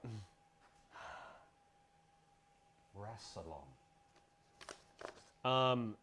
You hear a word you've never heard before, but as it kind of rolls, yeah, no, Roko's never heard that. No one outside of Gallifrey is familiar with that one. I just did it all the time in the Resistance and the time in the prisons, and I sorry, just gathering information. I'm not here. I can't hear this. You roll that off. You immediately feel this sense of reverence, obedience, it's whatever familiarity you were hoping to find here, it's nothing. Nothing. There's nothing familiar about any of the psyche. Let me put it this way, I'm going to overtly just say it out, even though the rest of the players are going to hear. There's no trace of you in here. You see what I'm up against. But you make people forget you. This Is it any loss? I would like, since there's no there. She accomplished her mission. You're going to try to implant a suggestion? I would like to try. All right, try away. This is going to be a contested roll. One assumes. Is that some kind of a convince, or is that my awareness resolve psychic roll? I'm going to make this a awareness convince, but I'm going to let you use your psychic abilities to To buff it. enhance it. Yeah. Do you see this? I'm magic. What'd you roll? No. She I rolled a rolled nothing. a side. Sax, where are your dice, Magic? Do you see this? That's a question that has its own answer. I need proof. Paradox. Oh, God. Okay, so stand by. There's going to be a picture going up on Twitter at some point today where Gina's going to take a picture of her six-sided die that caught on the edges. Magic. Okay. So what was the suggestion again, Sam? What were you implanting in She there? did it. Mission What's is that? complete. That she completed her mission? She accomplished her mission. Okay. And what did you roll? I'm Oh, you're still- doing now. I'm Okay, you're bad, calculating. bad. Gotcha. 27. 20 what? 7. Yes, but.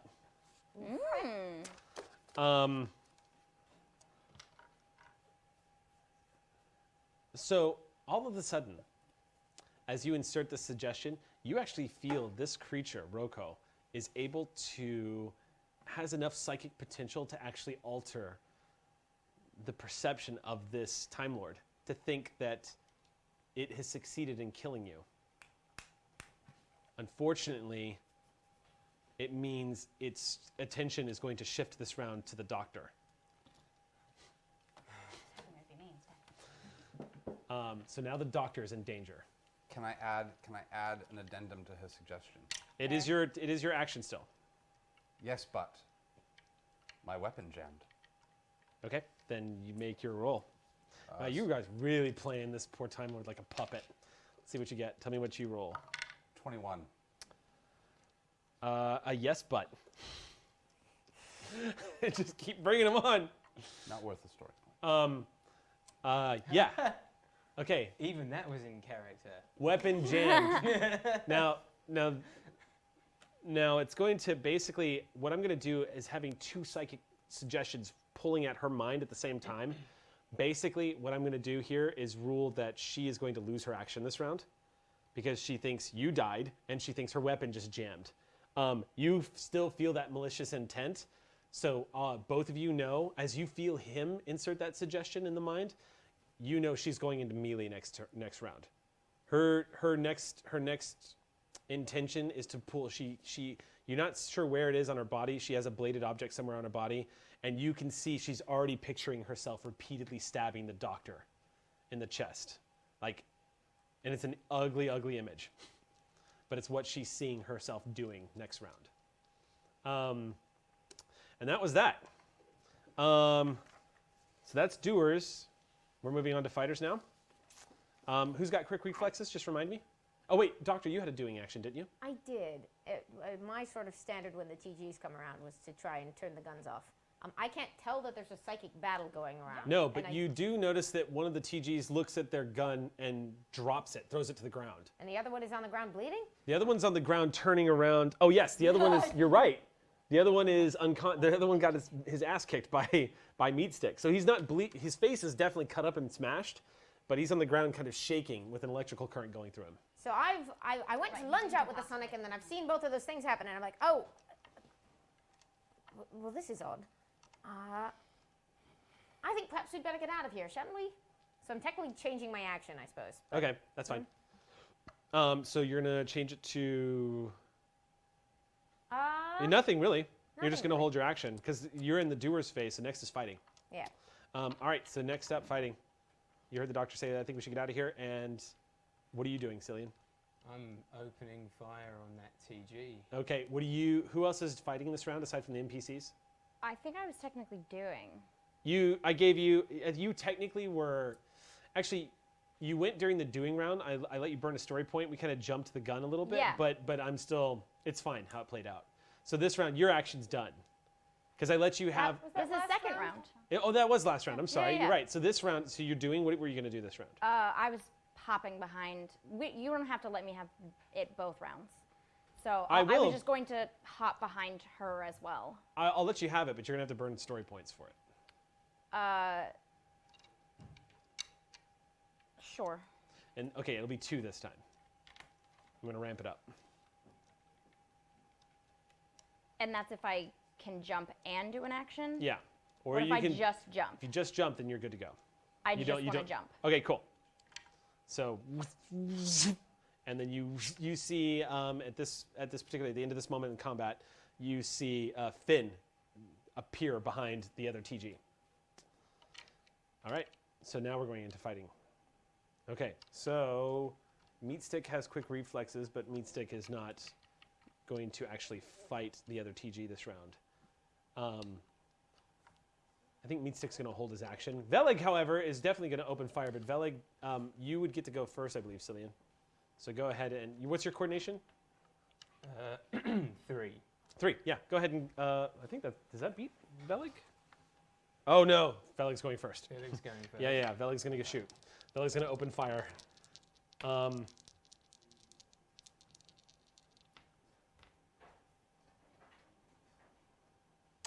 Velig's going to spend a story point because Velig does not want to hit Finn. Thank you.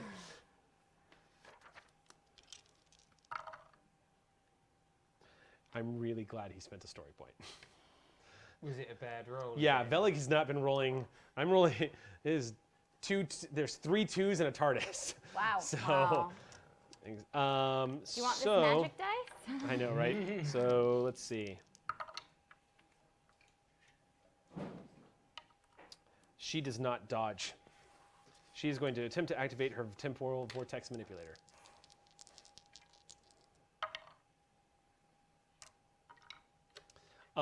She goes, and everyone waits. And waits. Maybe it's time to run. She doesn't reappear.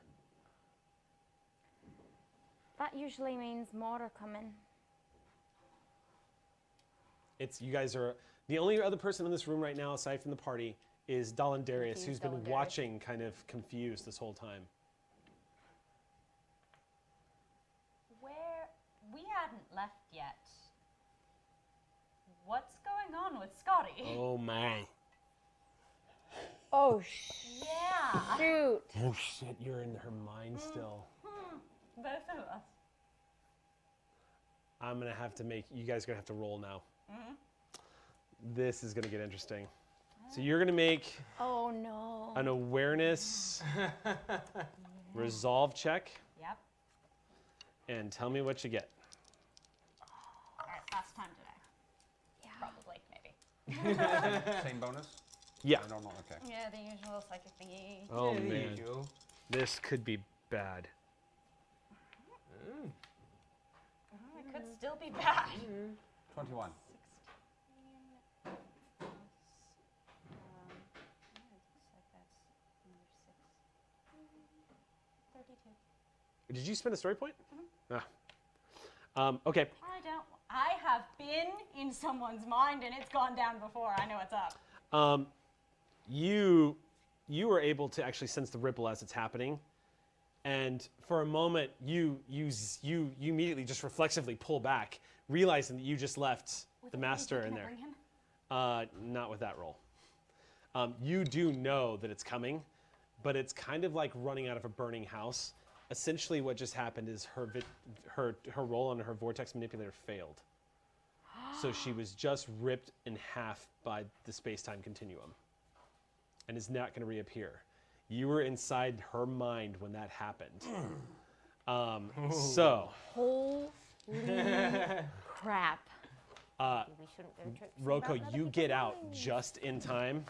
Master, you're going to take 3 points of damage to your resolve. For you, it feels like an ice pick headache for a split second as you lurch back into your own psyche.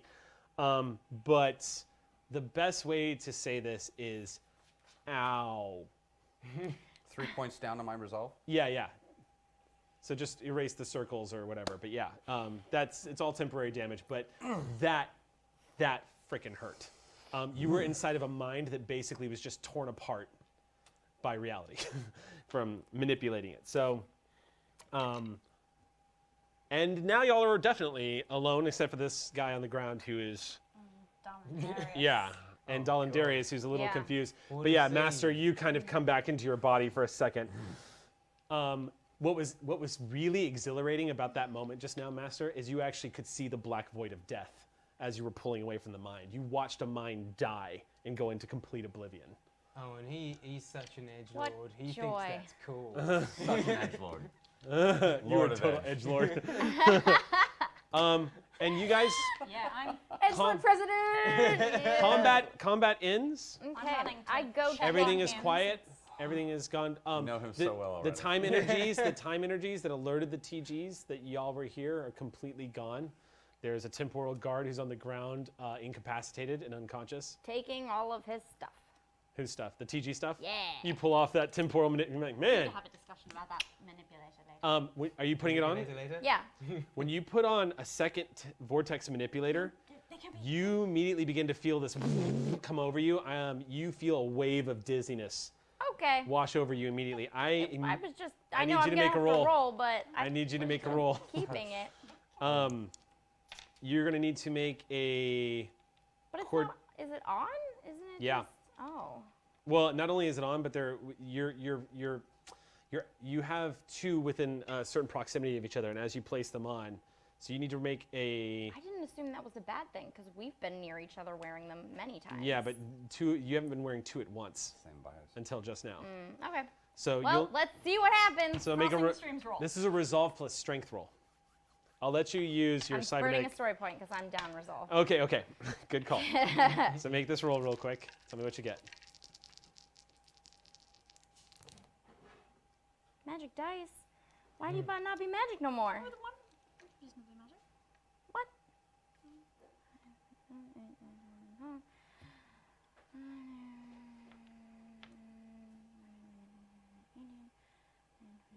$22. Okay. You put it on, and you all watch in shock as Finn looks like they're about to phase out. They go. You feel the temporal energies once again trying to reestablish, and what you've seen happen to these TGs for a split moment in time looks like it's about to happen to Finn. And you see multiple images appear, and Finn just goes, pulls it off and goes. Sorry, I forgot. You're not supposed to do that. Yeah. Now I can finally deal with you. Headache. You have a Yeah. big headache. Yeah.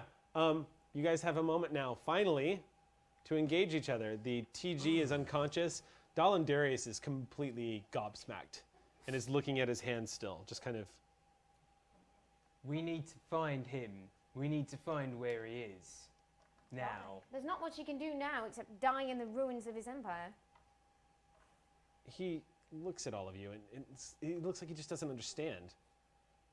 You know who you are? I was dead. Paradox energies are not something to mess with. He doesn't look like he wants to argue. He kind of just leans back a little bit. What were you trying to accomplish? I wanted to save lives. You wanted to do it by destroying everyone. You would have regretted it. A I math promise. equation. I promise you would have regretted it. Now look, you kind of the room which has been manipulated by chaos and paradox, and the unconscious TG and the one that's disappeared, and there's no way back then. There's never a way back. There's only forward. He kind of rubs his face and, so be it. He lingers for a moment and says, then may I have been the last Kvetch, and may no one repeat my mistake. And you see his image go and start to fade, and you hear all the power shutting down. And he looks up at you one last time and says, goodbye, Doctor. Goodbye, And darling Darius. the image closes his eyes as he just... And all the life support that was keeping his body, it all just shuts down.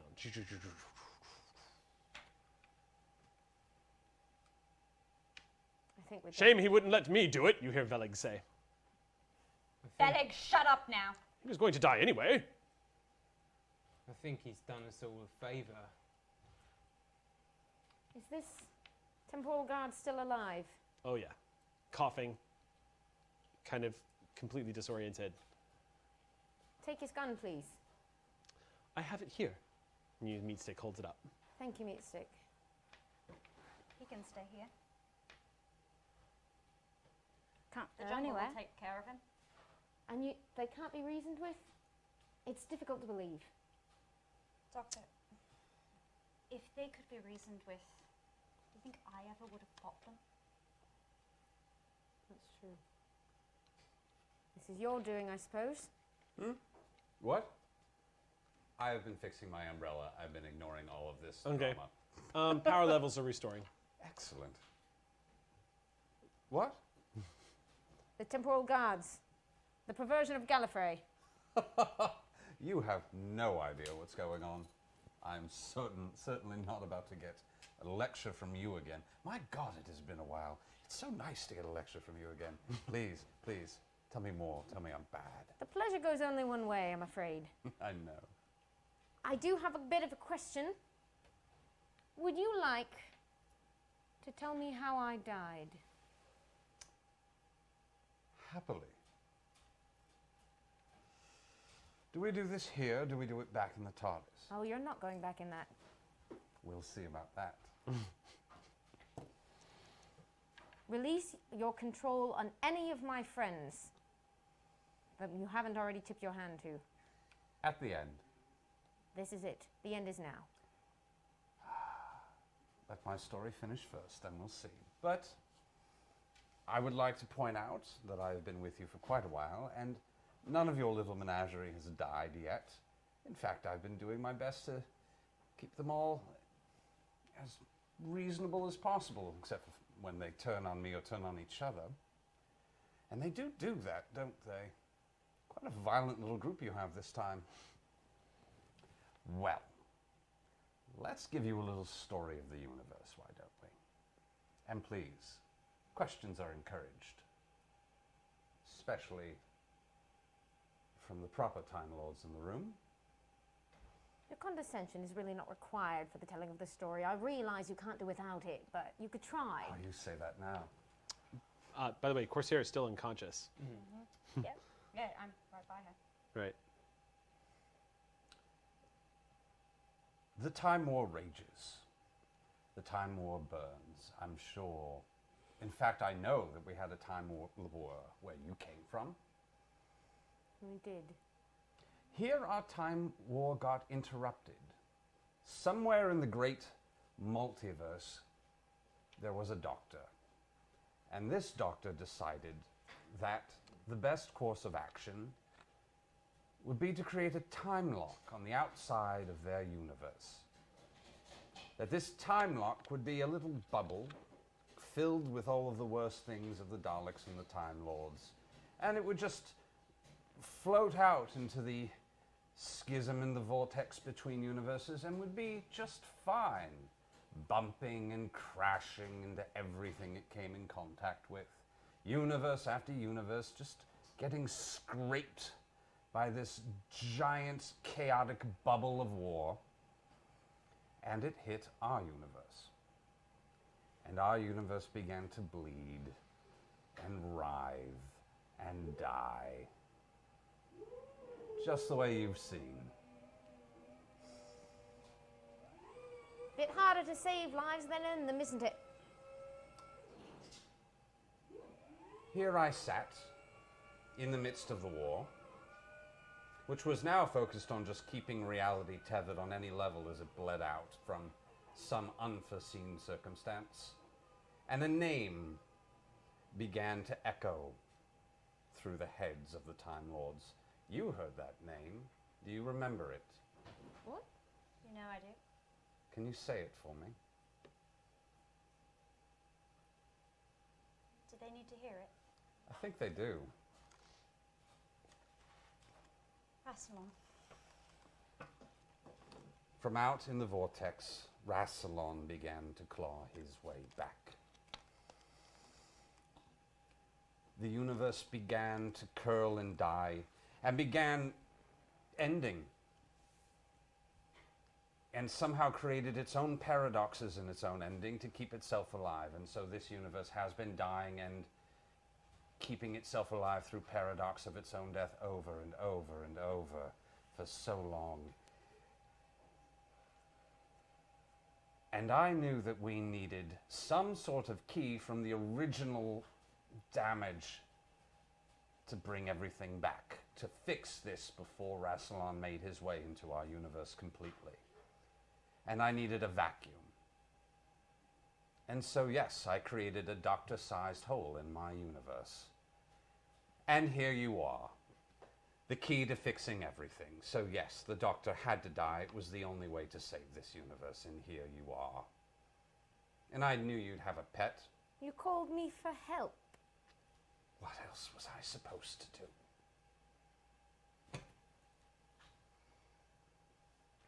That is something, isn't it? Yes, just.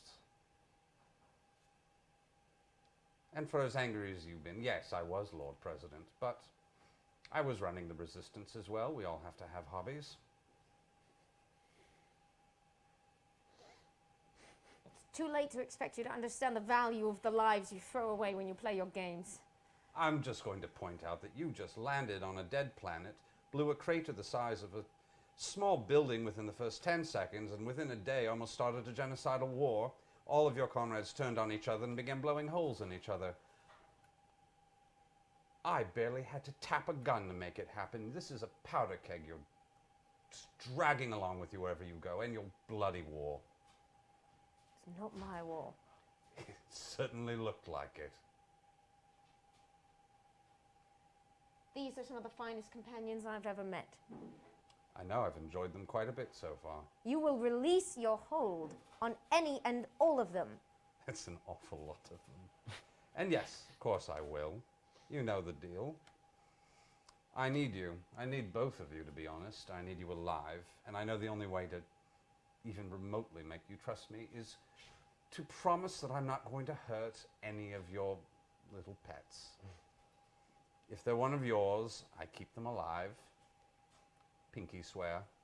Not just alive, free. Oh, yes. I mean, I'll talk, but once the Pointing Corsair... dramatically at the Corsair right now. Corsair has to be awake for me to help her. But once she's up, yes. Any other questions?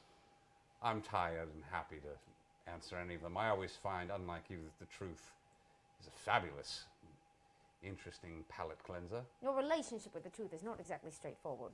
Neither is yours. There's a time and a place. I've missed you.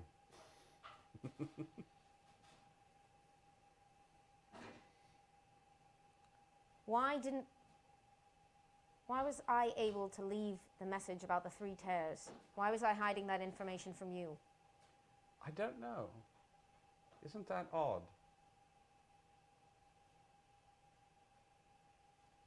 I'm inclined to trust me a bit more than I am to trust you. That's fair. And I'm not saying I'm not going to lie, but I am going to say I haven't lied so far, although I might be lying about that. What did you do with Professor Chronotis? Oh, Kronos is fine. I knocked him out. He's like hidden in a cupboard somewhere.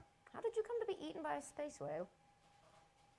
That's tricky. No, I was lying, actually. Kronos has been dead for years. I vivisected him 150 Right, years ago. yes. I've forgotten. No, The other one was locked in a cupboard. Well, the space whale is actually interesting. I needed a rebellion, but I needed a contained one. So what a beautiful idea of making a little bottle and making sure that everybody fighting for the rebellion just would pop right into it. It's quite useful.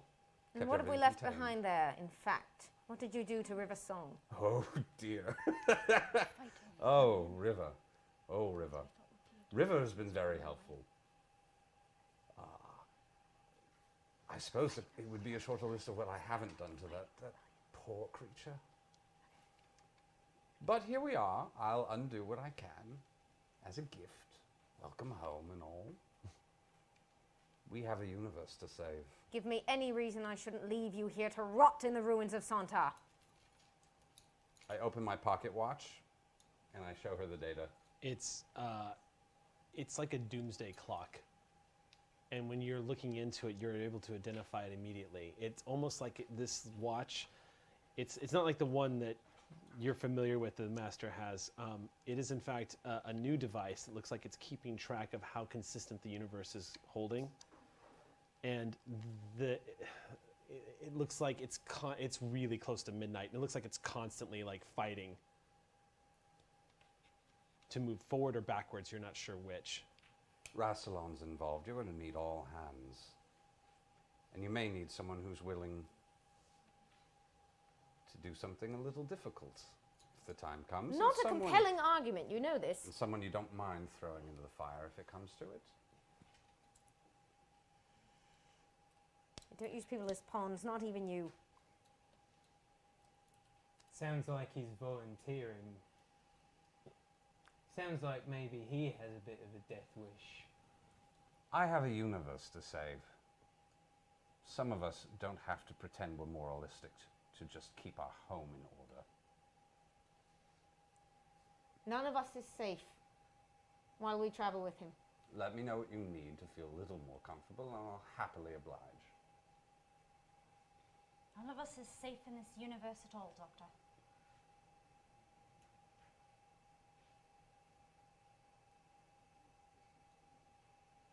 You're not from here.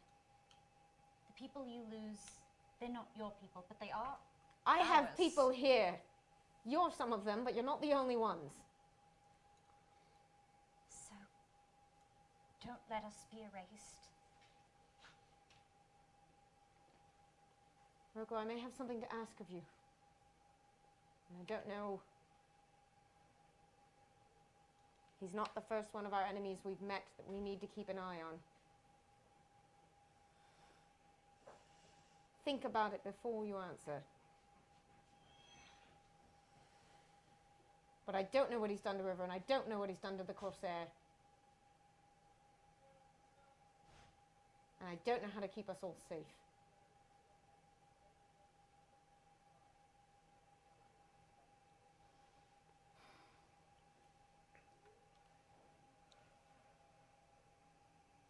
If it's to protect you. You know, it won't help me feel safer, but it will help me feel better if you stop with all the condescension, you know. Is that what's happening? I haven't really spent much time with this face. I have no idea what it's doing, to be honest. At that moment, you hear, and the TG begins to sit up, and Meat Stick goes, Good lad. and just continues. But you do know I need to keep the two of you safe. Who better So to can you watch? explain to me what my part in this is, or is it just coincidence? Was I just in the wrong place at the wrong time? I have a hypothesis. It's a bit of both in my theory. The Doctor tends to have a companion, and we knew that you would have somebody, perhaps a secondary point to the link. We? There were others at one point. What did you do to piss the council off? The council now answers to Rassilon. Right. So we needed to make sure that if you had a companion, that they would come along with you into this world. So we just kept shooting people till we hope we got the right one. And it worked! Yay, universe saved! How many people did you have to go through? I It's very vulgar to count that. Very vulgar. My God. I don't ask questions like that. Let me see your watch. Happily. He's mental. I'm sonicking it before I touch it. Yeah, it's a piece of Time Lord technology, and it's definitely linked into the same sort of circuit that allows Time Lords to keep tabs on the space-time continuum to make sure things are time locked, to make sure that rules aren't being broken, so to speak. It's like think of it like a thermometer when you're trying to figure out if you're sick. Except for this one works for reality, and it works like a doomsday clock. And as you're scanning it, sure enough, it is in the process of trying to calculate whether or not doomsday is at hand or if it's actually moving backwards. It's telling the truth at least. Thought it might help. Is the Corsair up yet? She is actually starting to groan and come to. A gift. Viva la vida. And she blinks and she just sits up and says, What the hell? Is my psychic trait enough to tell me whether she's all right? Yeah, she seems to be okay. I won't even have you roll for that. But you get the impression that that distrusting person who you met at the very beginning, who wasn't sure if you were the doctor or not, you feel a little bit of that kind of subside. There's a little bit more just like, a little bit more of the old Corsair. You kind of feel that come back, and you see rage and fear as she looks at you. And I mean, it's like the gunfighter's eye. You can spot that she's looking for the nearest weapon. And she's trying to do it subtle. Earthquake. Oh, yeah. Oh, wow. Earthquake. You didn't feel anything? We just saw the whole set shake. Earthquake. Well done, Masters, giving us an earthquake. Yeah, we had lights flickering, earthquake. This is an yeah. emotional episode. Yeah, damn. It's possible we need him alive. We saved the universe, Doctor. No matter the risk, no matter the cost. You wonder if I brought the right companions. Reminder, your TARDIS loves me. Maybe the one in this universe. So we're going to make our way back to the TARDIS then? We are. Long trek back to the jungle is relatively uneventful. No encounters with predators, and anytime you guys do come across something, Veleg makes enough noise to make sure it knows to run away. I guess we've bound up the temporal guard, or are we just leaving him here? My impression was y'all were leaving him here. That was what Roko was suggesting. But if you want to bring him, let me know. I don't know entirely what they've done to him, so I don't know if they can track them. That is Done a to him? problem. Without the vortex manipulator. What do you mean done to him? Their brains have been flattened? Is that how you would describe it? Was that your idea? No, although I'm damned impressed. Of course not. Did you go into their mind? Yes. I've taken milder looks before. 11 years in the Resistance. Right. You don't go without taking a bit of a peek, but not this in depth, and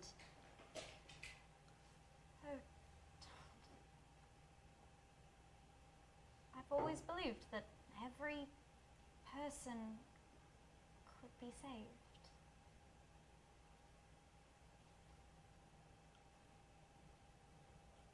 I don't think there's a person there left to save.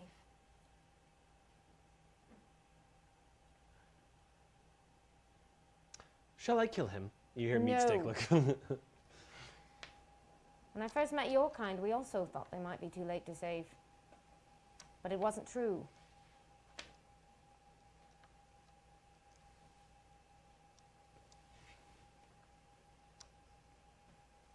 You can leave him here. They'll come looking for him. Very true. Okay. But let's be gone before they do.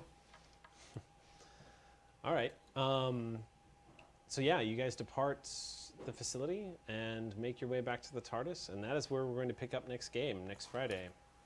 As we are going to cut out a little early to give ourselves some time to roll that video of reactions. Well done, everybody. Lots of combat today, which is kind of nice. Sort of a break in our normal game, and lots of amazing RP. I'm going to go ahead and just do this now. You need a story point for all of that. You are so much fun. Yeah, oh my dole God. out your story No. points now if you want. Yeah, that gets doled to you from me. And Storyteller's going to award everybody 3 story points for some fine gaming this afternoon. Nicely done, everybody.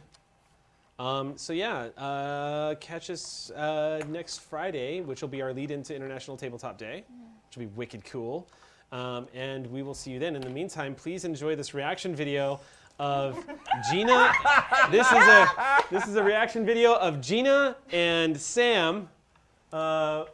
Please enjoy this. We're going to sit here and watch with you because a lot of the group hasn't seen this yet. But this is them watching the session from the one-on-one session between Tal and I. So let's go ahead and take a look.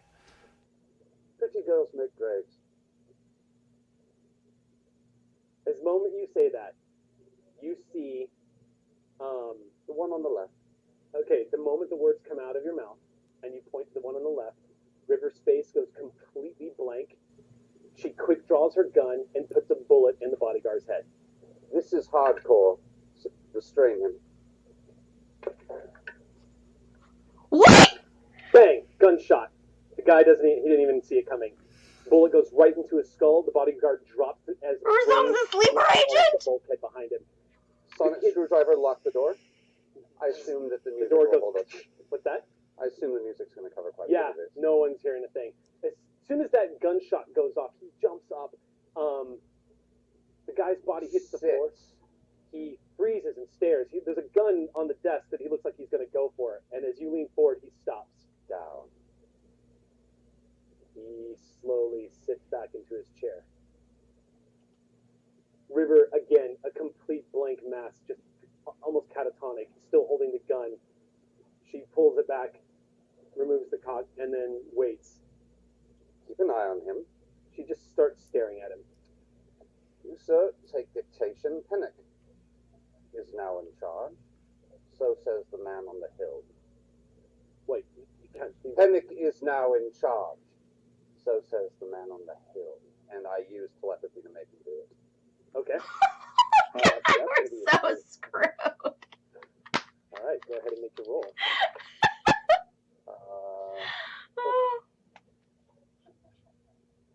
What is that, actually? In this case, I'm just going to have you. There's not really so much as a roll here. Oh, we're kind of like since we're bending just out rolling. the mechanic. That's right. But I tell you what, if you want to spend a story point, Sure. and I'll give this. I'm making him do a couple things. Sure. So his eyes widen for a second, and he just kind of he nods slowly. Says, "Yeah. Write it. Right now. Clearly. Handwriting is so important. Writes it Very clearly. He pulls out paper. And you see him pull out a data pad and paper, and Handwriting he is types important. it, and he writes it, signs his name to it. Good lad, clever lad. Now, I have so much respect for you. You know that. You've done so well. I pull out of my bag a small brass snuff box. And I open it. Okay.